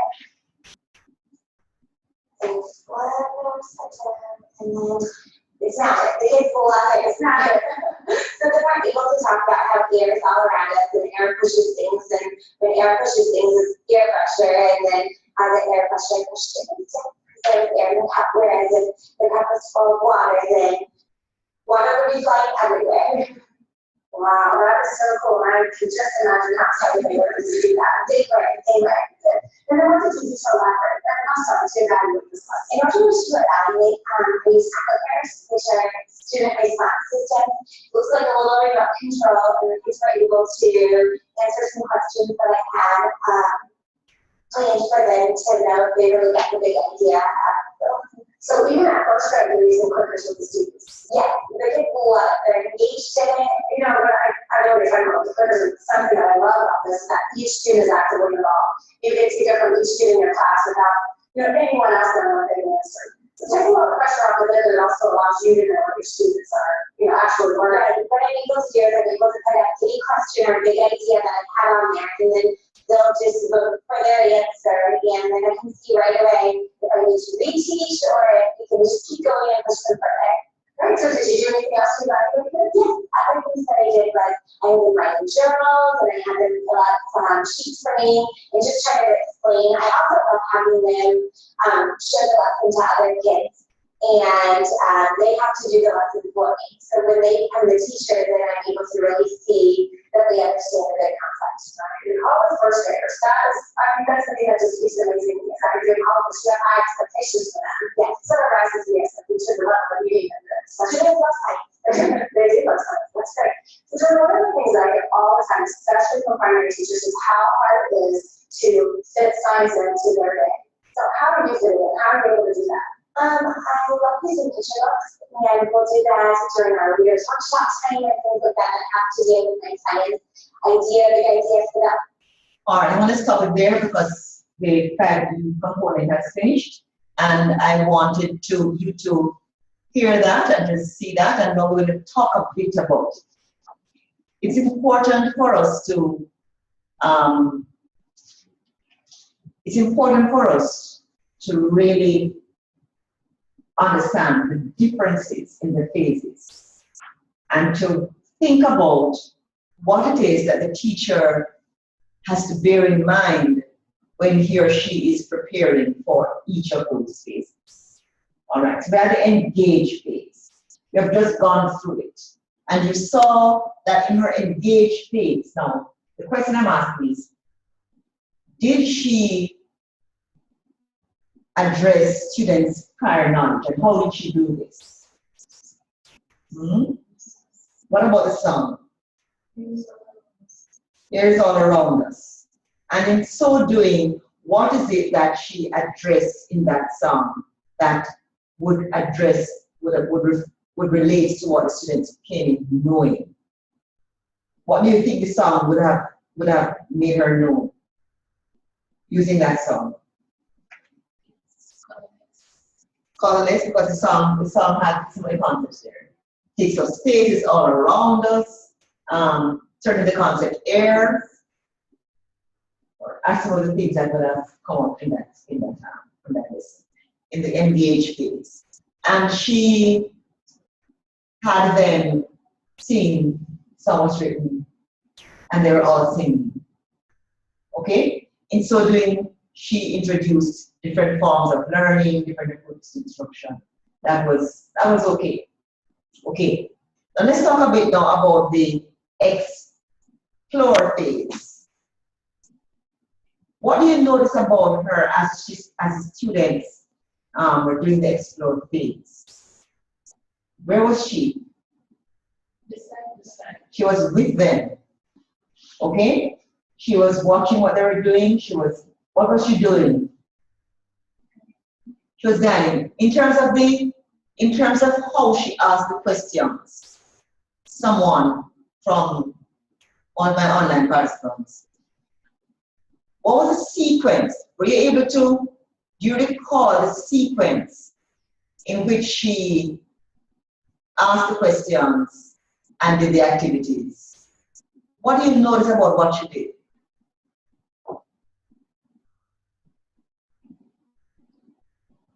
Did you see a sequence? Did you see a pattern?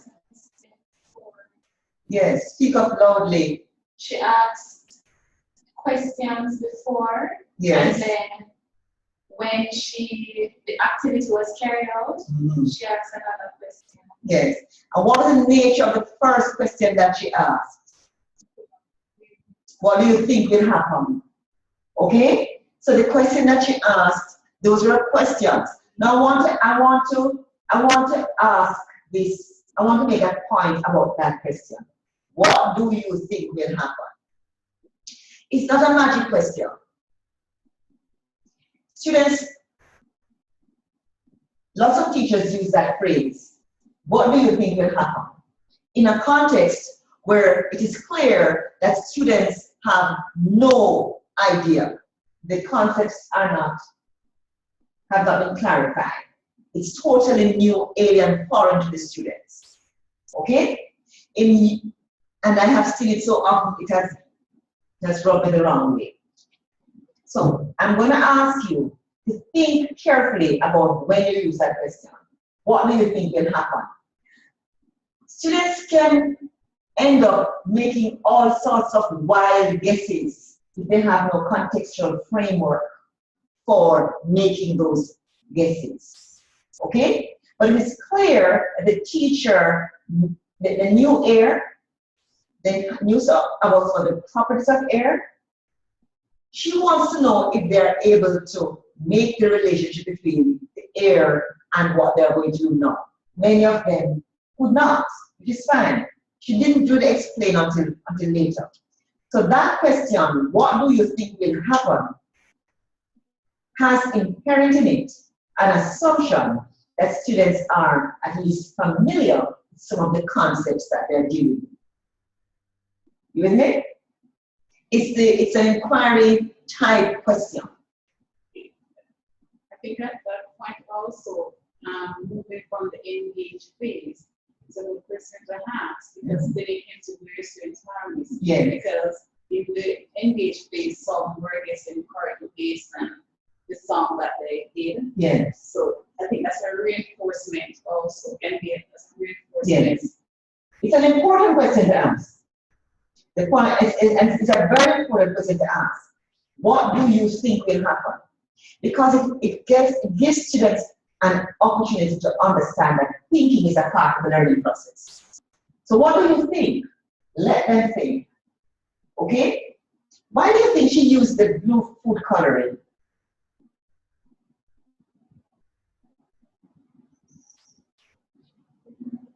Why do you think she put the food coloring in there? Could the activity have been done without the color? Or what is the advantage of the color?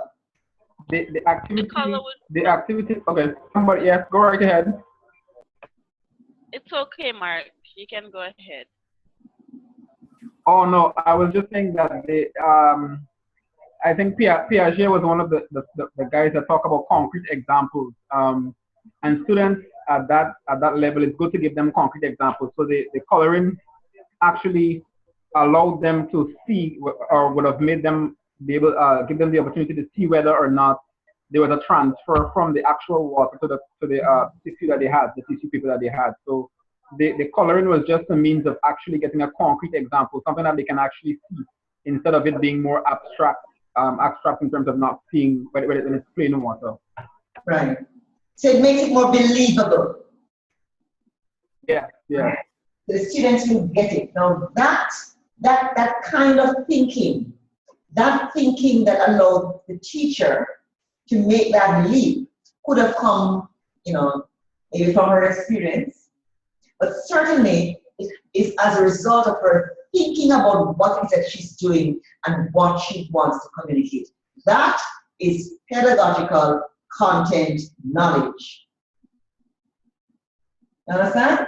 So in making those decisions, she didn't just do it. She didn't just do it out of the blue. It was just on a whim. It was precisely because she wanted to make sure that these students would believe it. So she must have asked herself some questions. Must have said, if I don't color the water, some students may not actually see, because maybe all of them will not be able to touch the tissue. All right? So if I actually color it, they will all be able to see that, yes, it is wet. It could only come from the water. That's a very important step in her lesson. That, you need to, it looks like a simple thing, but it's a big thing for the little ones. So the questions she asked, the sort of steps. Now look at show me where it is that she, in the explore phase, she had them do another activity with the air and the crackers. What do you think about the activity? Outside of brilliant.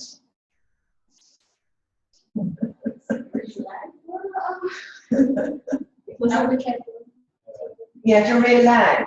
It shows something that they are. You see how it seems simple, but how profound it is in terms of what it is that she's teaching, the property of air and the importance of it. So it's connecting it to something that they are experiencing. So they see that science is not something that is learned in isolation of their lived experiences. It is something that they're doing and they need to understand because of what it is. So the air in the bag involves students by having them blow the air, right? Putting the crackers and then trying to crush the biscuit with and without the air. The importance of air. So you can see how that is elaborate. Now, how does that was explore. How does the elaborate phase differ from the explore phase now? Based on what you saw. Remember the elaborate phase? The glass. The magic trick. So, would you agree that this was novel? It was not the run-of-the-mill kind of thing that the students would perhaps be accustomed to. Does that fit that description? So it's not the sort of thing that you do every day. It's an everyday experience. But it certainly allowed them to apply their knowledge of air, as you said, air pressure. Okay? The assumption is that some of those concepts would have been addressed in the explain phase when she read when they were reading from the text. All right? So the elaboration phase is one in which, like I said, it's a sort of novel. And it doesn't have to be an extended period. In this case, you use one example. A couple might work, but it's not as long a phase as the explore phase. The explore phase gives the students many opportunities to address the concept, to experience the concept. Okay? And finally, the evaluate phase. See how many things she did? She did the journal. They had to fill in answer some questions. They write. They had to teach each other so that she could see that they understood what it is. So there are several opportunities for evaluation. Important because you should never be satisfied with a one shot or one take to address knowledge of the concept or determine whether or not students know. The more opportunities you have, the better it is that you're like, more likely it is that you're going to get a sound judgment. You can make a sound judgment as to what it is.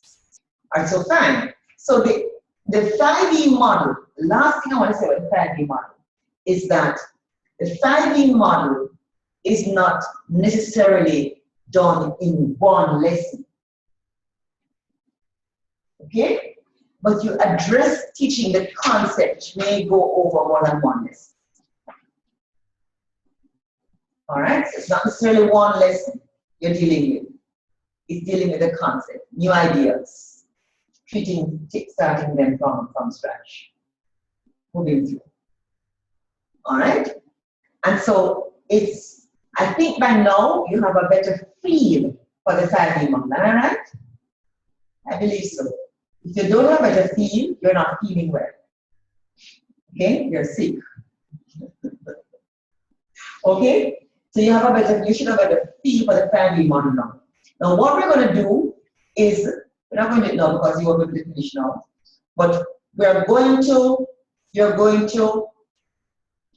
to suggest some ways, on Friday. Today's Wednesday, right? Yes. Yeah, we're going to look at a group planning effort on Friday forward using this model. All right? So, that's the 5E model. I want to quickly, not quickly, but I want to also address another model, one that we had spoken about earlier. So we're back at the PowerPoint, and there's another link there. Doesn't have to do with 5E, but I'll come back to it in another lesson. That's infinity paradox about concept teaching. I'm going to talk to you a bit about it more. Now, we spoke earlier. We mentioned that there were different models.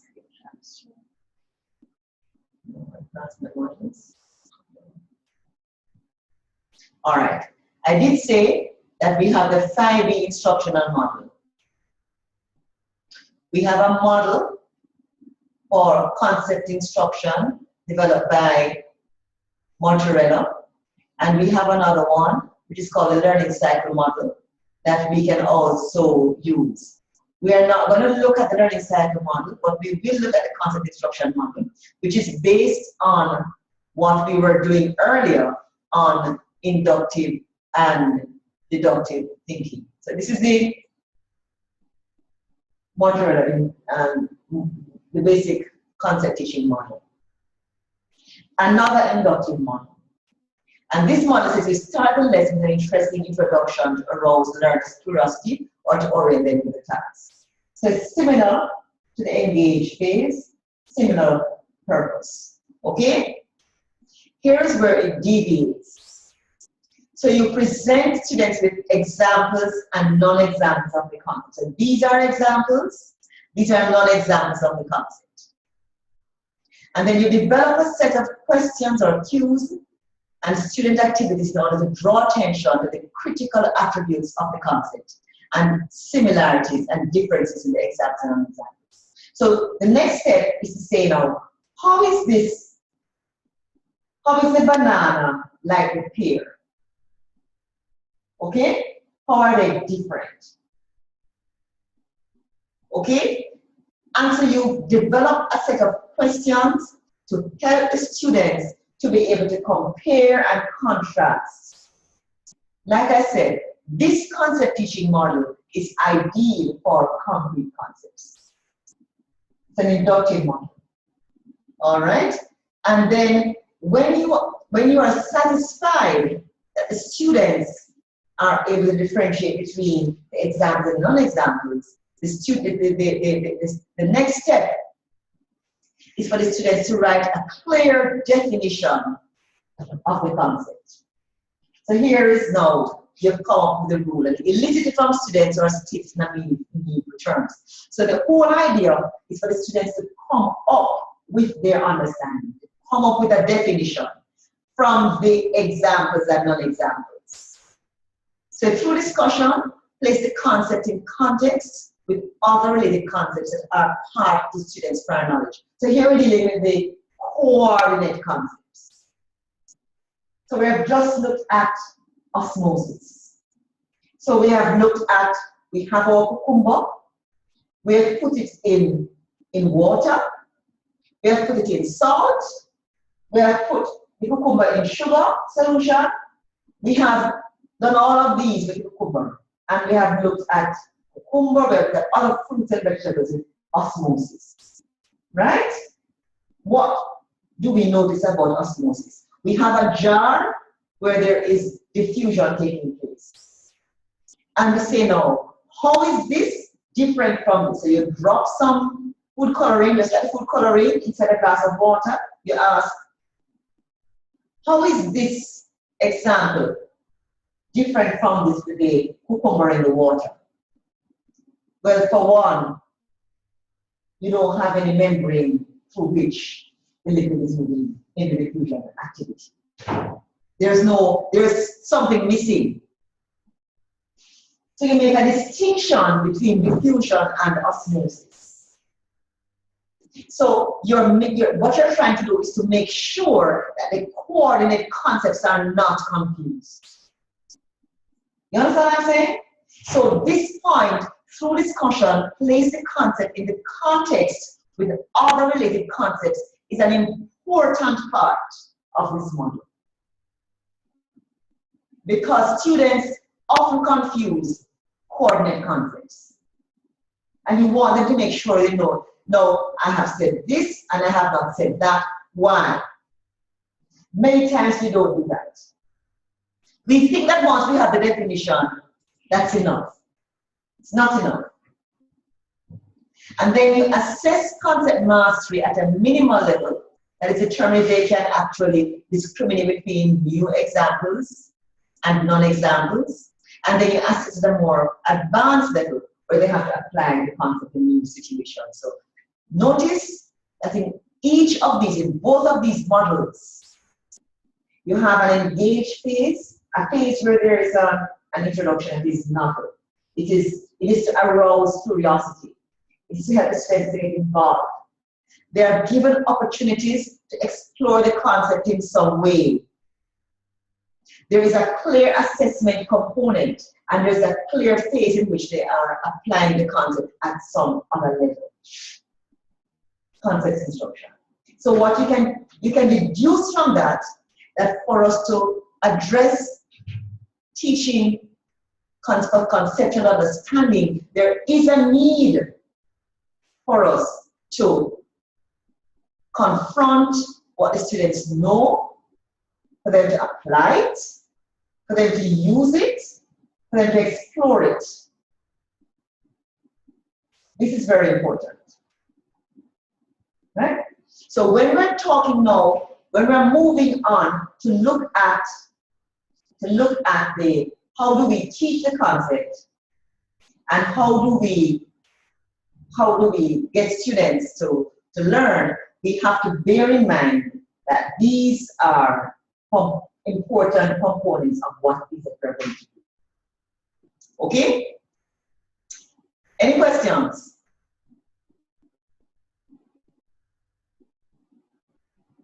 Any comments?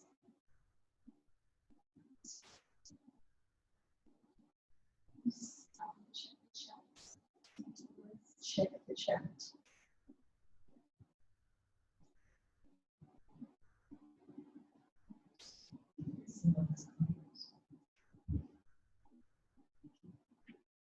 Any comments?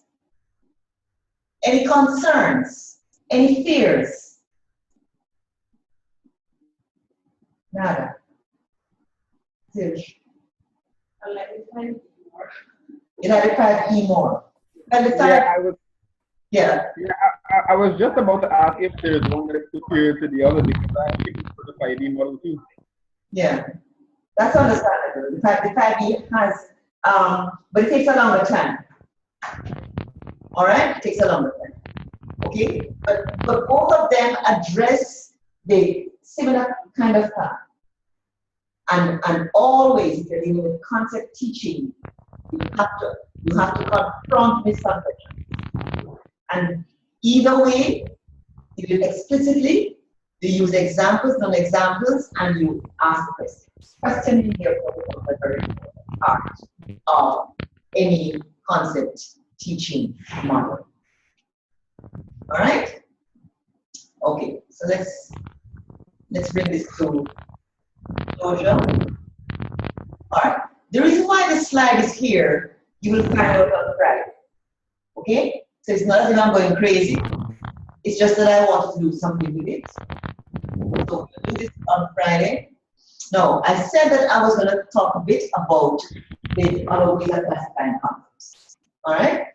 And there is a notion of what we call critical attributes. Now, the best way to talk about a critical attribute is to use an example. The conjunctive concept is a concept that has one set of critical attributes. You might also see the word criterial attributes, the same thing in other texts. Okay? One set. So let us talk about the concept mammal. If I were to ask you, what is a mammal? And I were to ask you, what are the critical attributes of mammals? What would you tell me?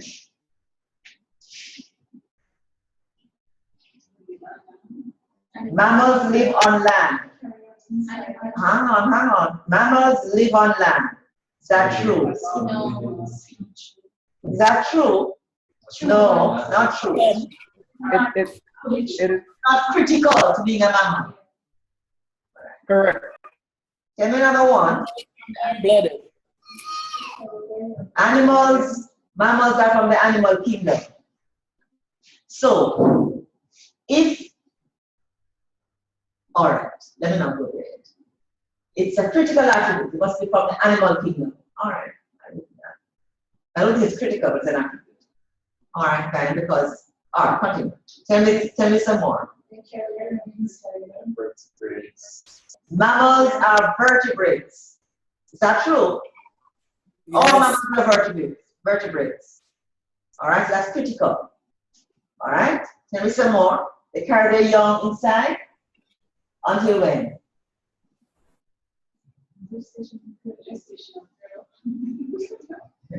So they carry their young inside. What happens to the young when the young is carried inside? How is the young? What kind of young they get when the young? Live. Live. The young, they are born live. They're not born an egg. Mammals don't lay eggs. They are warm-blooded. Yeah, warm-blooded. They're warm-blooded. What does that mean, though? Warm-blooded. They can regulate their body temperature. Very good. So mammals don't lay eggs. They can regulate their body temperature. What else? Mammary gland. Is it only mammals that have lungs? No. All right. So it's not a critical attribute to being a mammal. Right? Tell me some more. They suckle their young. Mammary gland. Yeah, they have mammary glands, and that's the one that yes, and they feed their young. What else do you know about mammals? They have hair. They have some covering of sorts. Yes. Yes. Hair covering. All right. So if you were going to write a definition for mammals, write it down for me. Define the concept mammal.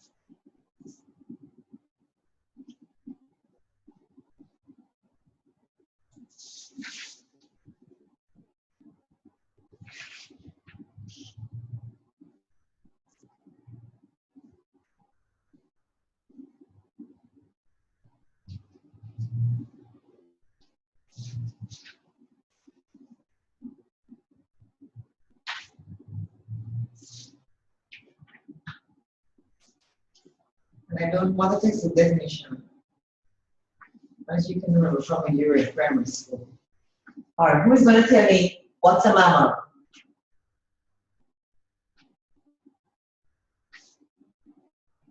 Who's bold enough to use all the critical attributes to tell me what's a mammal?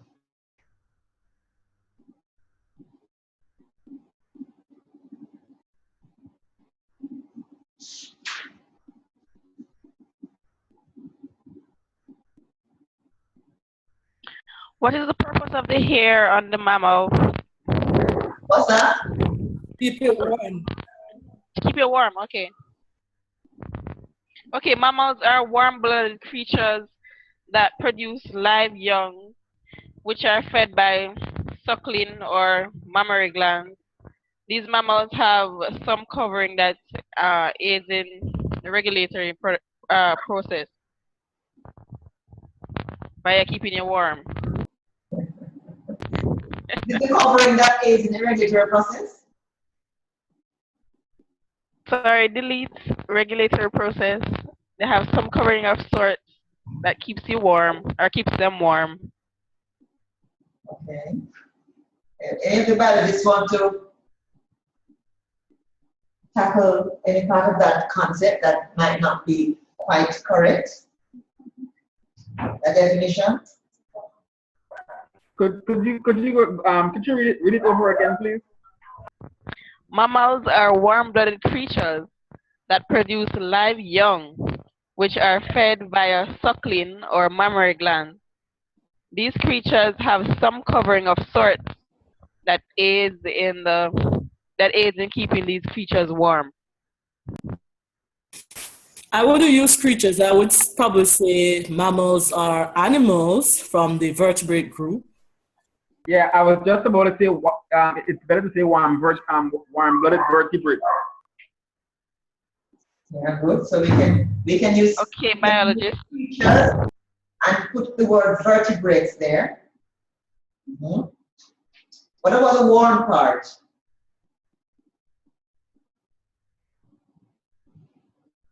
What about the warm? Can you repeat the warm part, Kimberly? These mammals have some covering of sorts or hairs that help to keep the vertebrates warm. That's why I say vertebrates warm, whatever.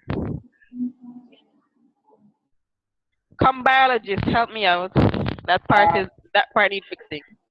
I guess you can say maybe that regulates the vertebrate's body temperature, because sometimes it can be too warm and they have to regulate it to a certain degree. So I would say more regulate body temperature. All right, so my question though is, if the hair keeps the mammal warm, then the scale should also keep the fish warm. Scale? Yeah, covering. Okay. Is that They true? don't have, I'm not sure. You're not sure. All right. Is that true, biologists? No, but the question, are we saying that the hair keeps the body temperature warm? That's what Kimberly said.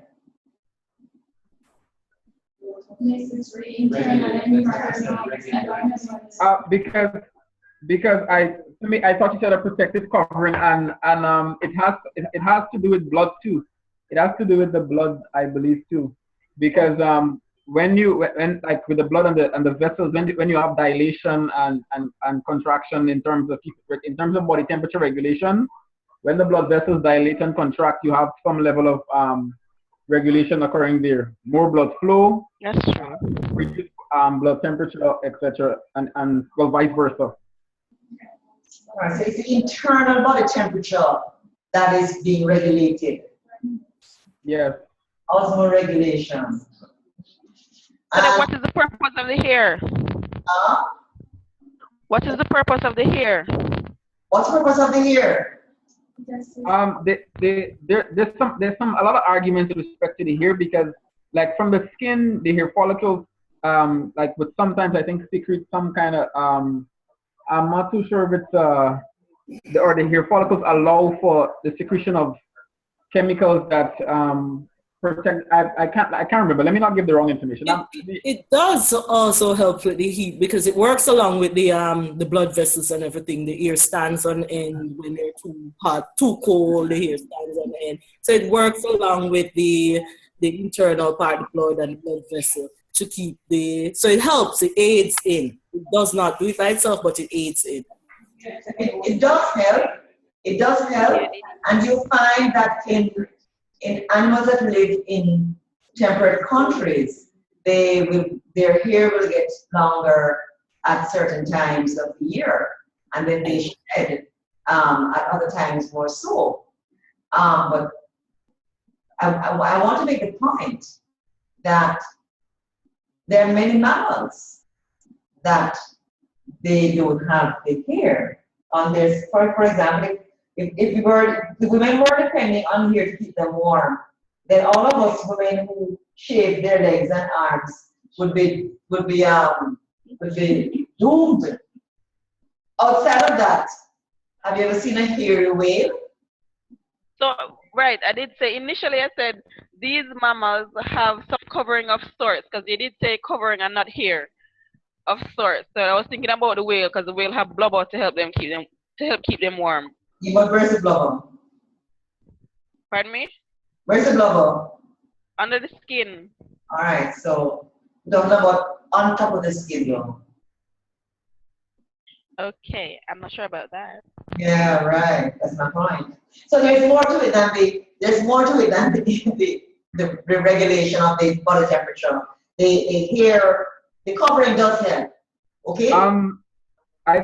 If I may add to that though, because as for females, as much as you cutting the hair in your skin, because the follicle is actually there, some level of evaporation still occurs, because the hair actually somewhat facilitates evaporation, loss of water through the little pores that the hairs are. So even though you might shave the area, the pore is still there, whereby water can come out. It can facilitate water loss through that pore still. Yes, it does facilitate water loss. It does. What it doesn't do though is to trap the heat, which is what is being suggested by what definition that Kimberly offered. But this is a good discussion to have. It's really, really, really, really, really important, because what you're trying to do is to get to the critical attributes. What is it? that makes a mammal a mammal? All right? What makes a book and not a sheet of paper? What is it that makes a molecule and not an atom? That is what we're trying to get at. Okay? And the conjunctive concept has one set of qualities or one set of attributes that the student needs to understand. The disjunctive concept has two or more sets of conditions under which that they have to come together to understand the concepts. And these concepts, these disjunctive concepts, become very difficult for students to understand. So one that comes to mind is density. It has to do with mass and volume. Okay? Another one that has to, another one, if you think of several of them, if you think of something that has to do with solubility, there's so many components of solubility that I can't even, it blows my mind. But these are concepts that students have to grapple with, because they have several other constructs that they have to contend with. Okay? So these are disjunctive concepts, and science is riddled with them. Okay? The other one is relational. Okay? And the relational concept is far more complex, because you understand it as you relate it to something else. So one that comes to mind is parallel. Okay? Another one that comes to mind is resource. Okay? If you think about some others in science, you might, this parallel one is a pollution. It's another one. Okay? So these concepts now, you have to think about them as how they compare with something else. This is another level of abstraction that creates problems for learners. So I want us to come away from this lesson with the appreciation that teaching is not easy. And I want to totally scare you into thinking about this seriously. Teaching is not easy. It is not an overnight thing. You can't get up tomorrow morning unless you have been teaching for many years, for the most part, and you're solidly, you know your things, you're solid, you know your stuff, you've done this often enough. It is hardly likely for you to get up overnight and prepare a lesson, teach a lesson, without thinking something through. You certainly won't have material. In this concept, you could look at it like a hurricane, like how it builds up and how it decays, like even the eye of the storm, since it's relating objects or events. Not quite, because a hurricane in itself is a tangible object that you can describe. It has certain dimensions in terms of speed of wind and direction of wind and so on and so on. Right? Not quite like that. You can think about someone. I don't, Dr. Rainford. Yeah.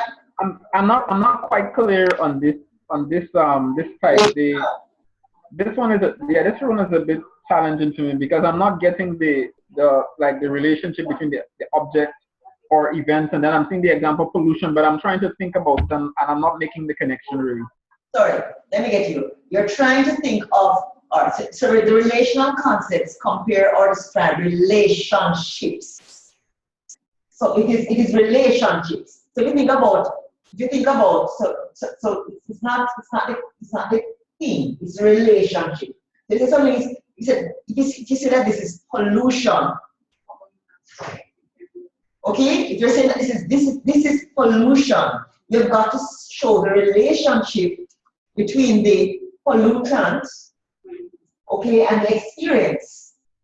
So this is why this is pollution. The carbon dioxide in and of itself if it's there in a jar, then you would call it pollution. All right?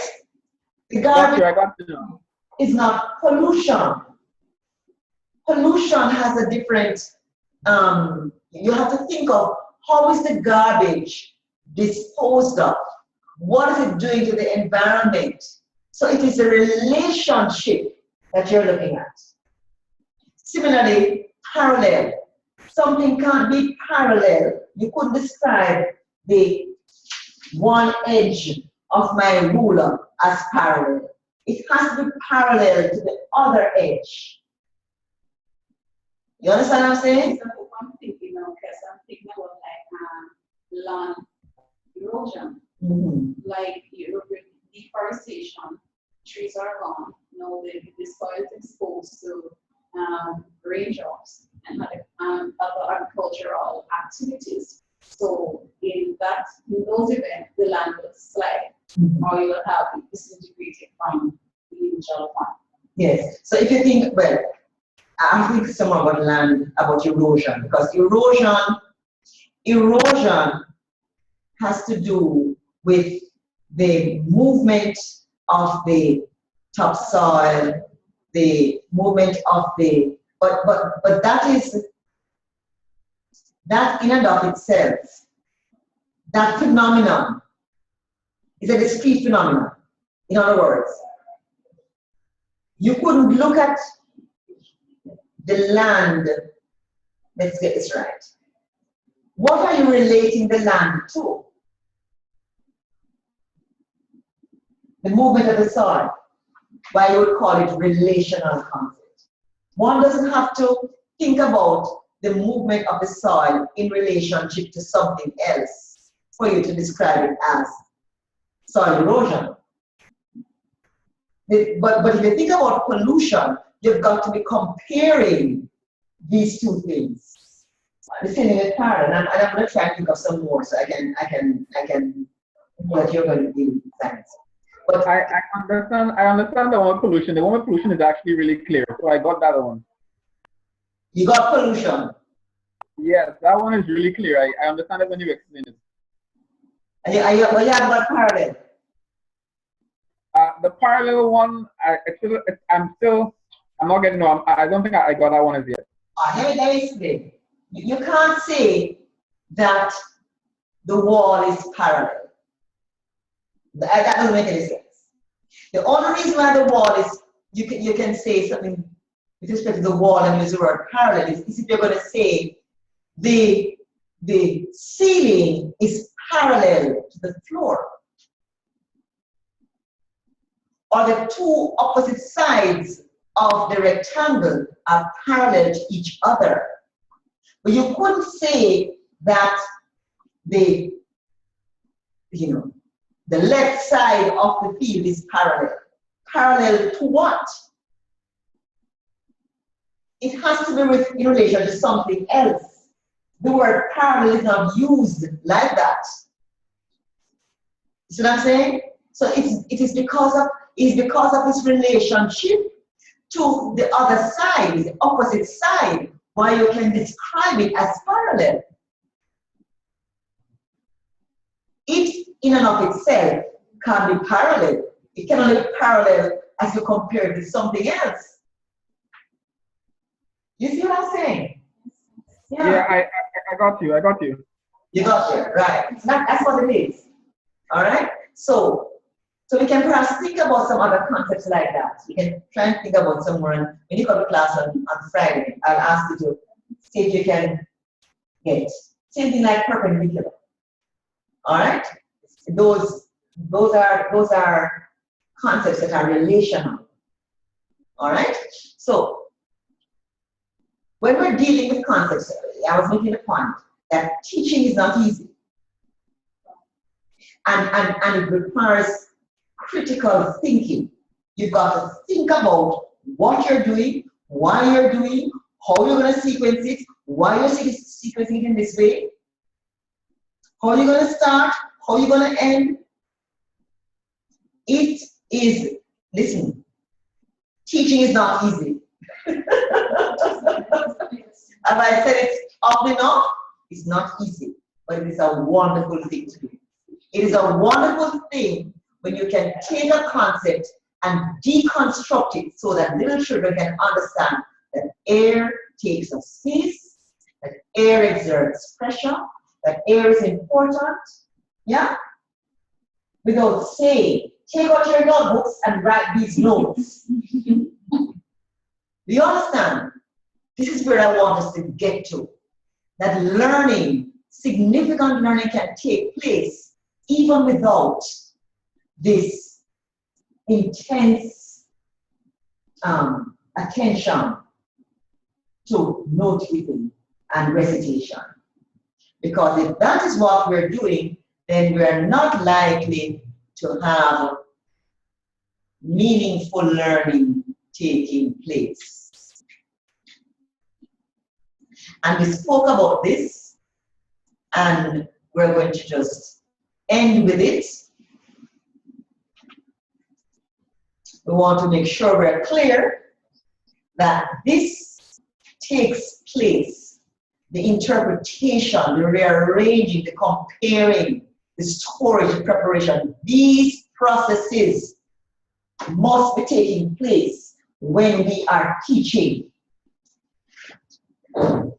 Because it is only when this happens that information will go into the brain and stay in long-term memory in a branched form, where relationships will be formed and you will not have fragmentation. You will not have a situation where students come and they learn and all you get from them when you ask them some questions is words, monosyllables sometimes, just words, just shouting out words without connections. Students must learn to answer by connecting ideas, by using what we know as propositional learning.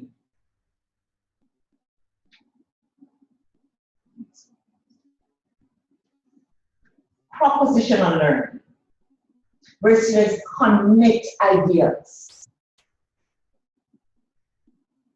so they can make a sentence using concepts. And the greater the number of valid propositions that students make, the more secure the learning of students. This doesn't happen overnight. I hope I have said it often enough for you that even try to believe me. It does take time. It takes time. It takes you to bring together all of what it is that you have. Now, when we come on Friday, we are coming to plan. All right? There's a PowerPoint on planning. Please look at it before you come. There's one on planning that is already there. I hope I put it in the right place, and you have to put it up in the right place. But it's not in the right place. Okay? So there's one on planning. You need to. Just to side track a little bit about the case for the assignment that we need to give in. What's that case? What's the case? The case for part D of the assignment 1. I don't know what that is. All right, let's move to the case. I'm not ignoring you. I'm just trying very hard to find the page, course page.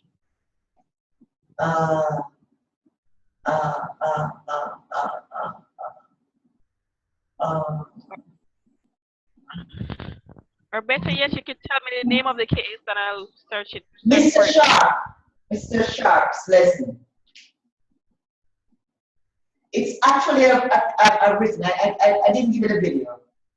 I gave you a written lesson. And it's on Orville. Yes. Okay, thank you. I'm trying to bring it up now though, but I can't for the life of me find it.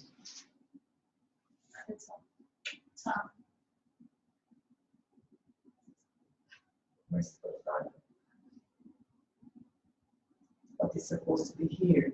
I can't show it unless it's here. You see what I'm saying? Go on this. Oh, there it is. All right, so here we go. This is where we're supposed to be. You should be seeing this. And Mr. Sharps. That's okay. Okay, so I upload it after I have to refresh the page. And you can't see this right now, so I'm gonna have to come to that. All right, so when you go on Orveligo, you will see it. I have to look for a refresh the page. I didn't refresh the page. All right, so it's Mr. Sharp's lesson that you're looking for. And I'm just going to just do this now so that we can all leave here viewing this. Goodness gracious. I'm even speaking like Donald Duck at this time. Donald Duck.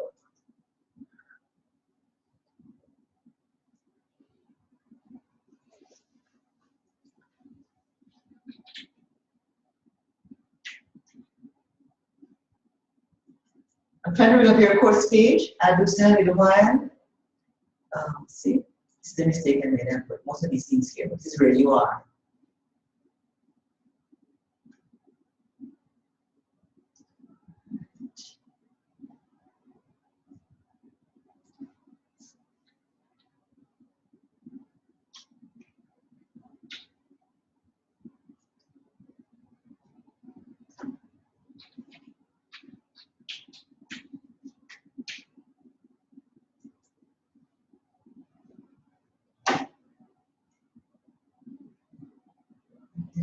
So let's go to machine.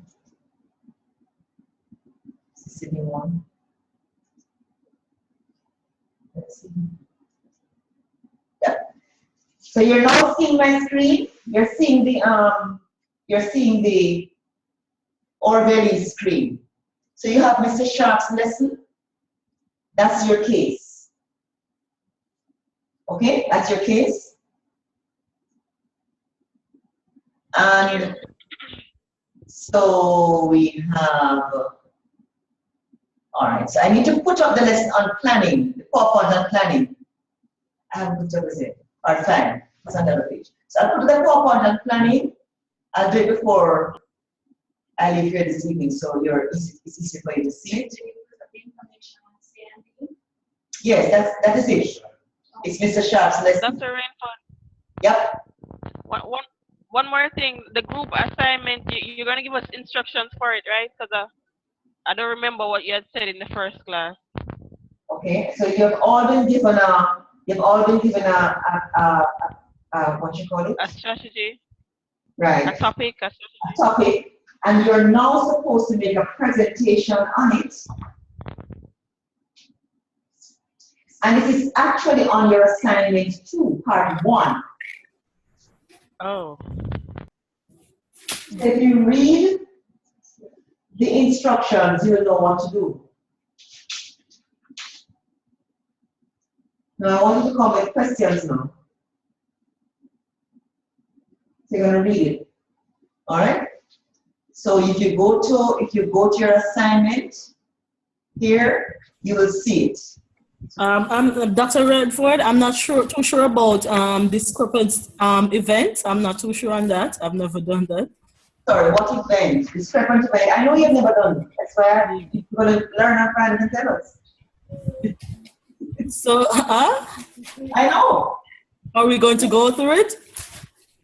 No, you're going to show us. I don't know what it is. Find out. Okay, let me tell you what a discrepant event is.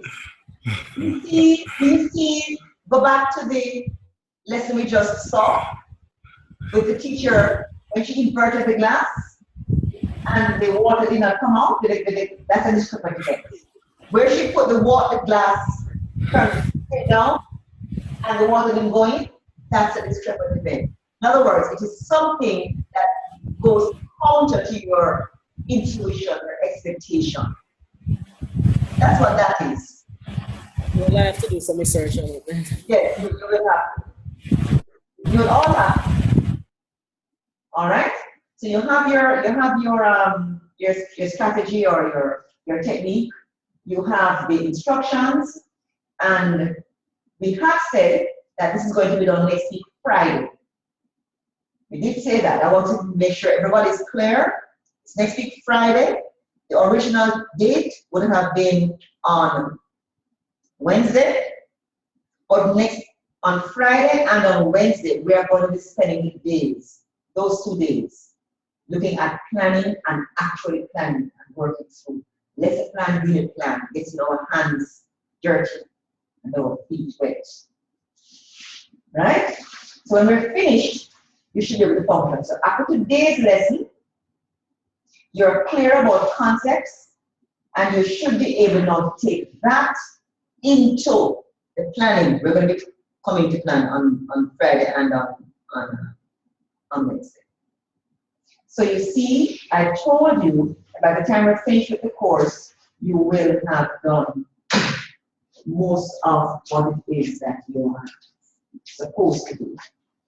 So we have the lesson plan and the planning to go upload. And then there are also, did I upload it? All right, I have a couple more things to upload for you. So look, sometime this evening, I put up some other PowerPoints. I put up a PowerPoint on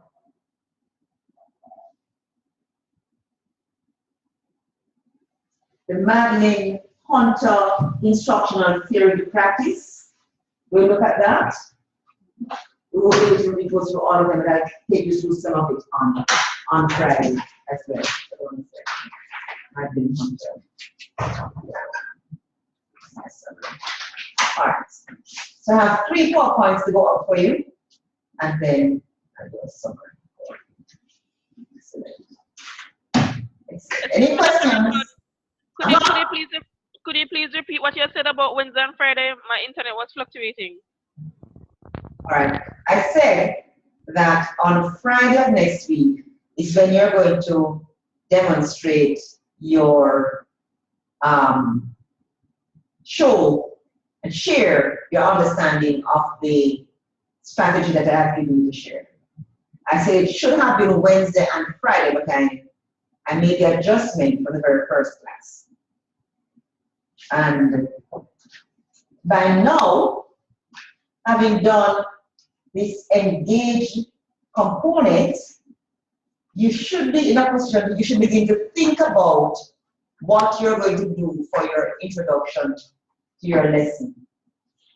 Begin to think of an activity that could be used in the engaged phase. All right?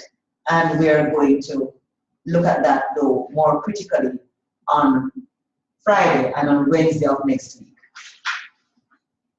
All right? Any other questions? Dr. Rainford, just one more clarification.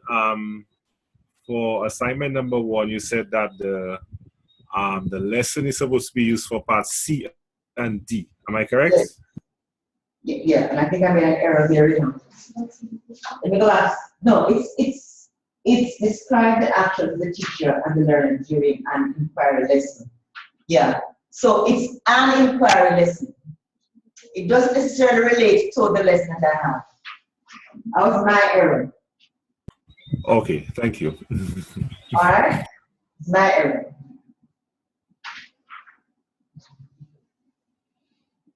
D relates to Mr. Shah. Very good? Okay. So then we will stop here and I wish for you a good evening. It's just about 5 o'clock. And so we'll bid you adieu until, okay, there's 2 things you might want to look at. Teaching using the 5D model. That's another video. It's a little bit longer that I have put up there. And there is a resource called Teaching, which we will use on Friday's class. All right, we look at Teaching. Okay. And so you can look at this to compare what we have done, and we will spend some time reading through translate this out. All right? Have a good evening. Bye. Good evening. Bye. Goodbye. Good evening. Yeah, good evening. All right, let's go.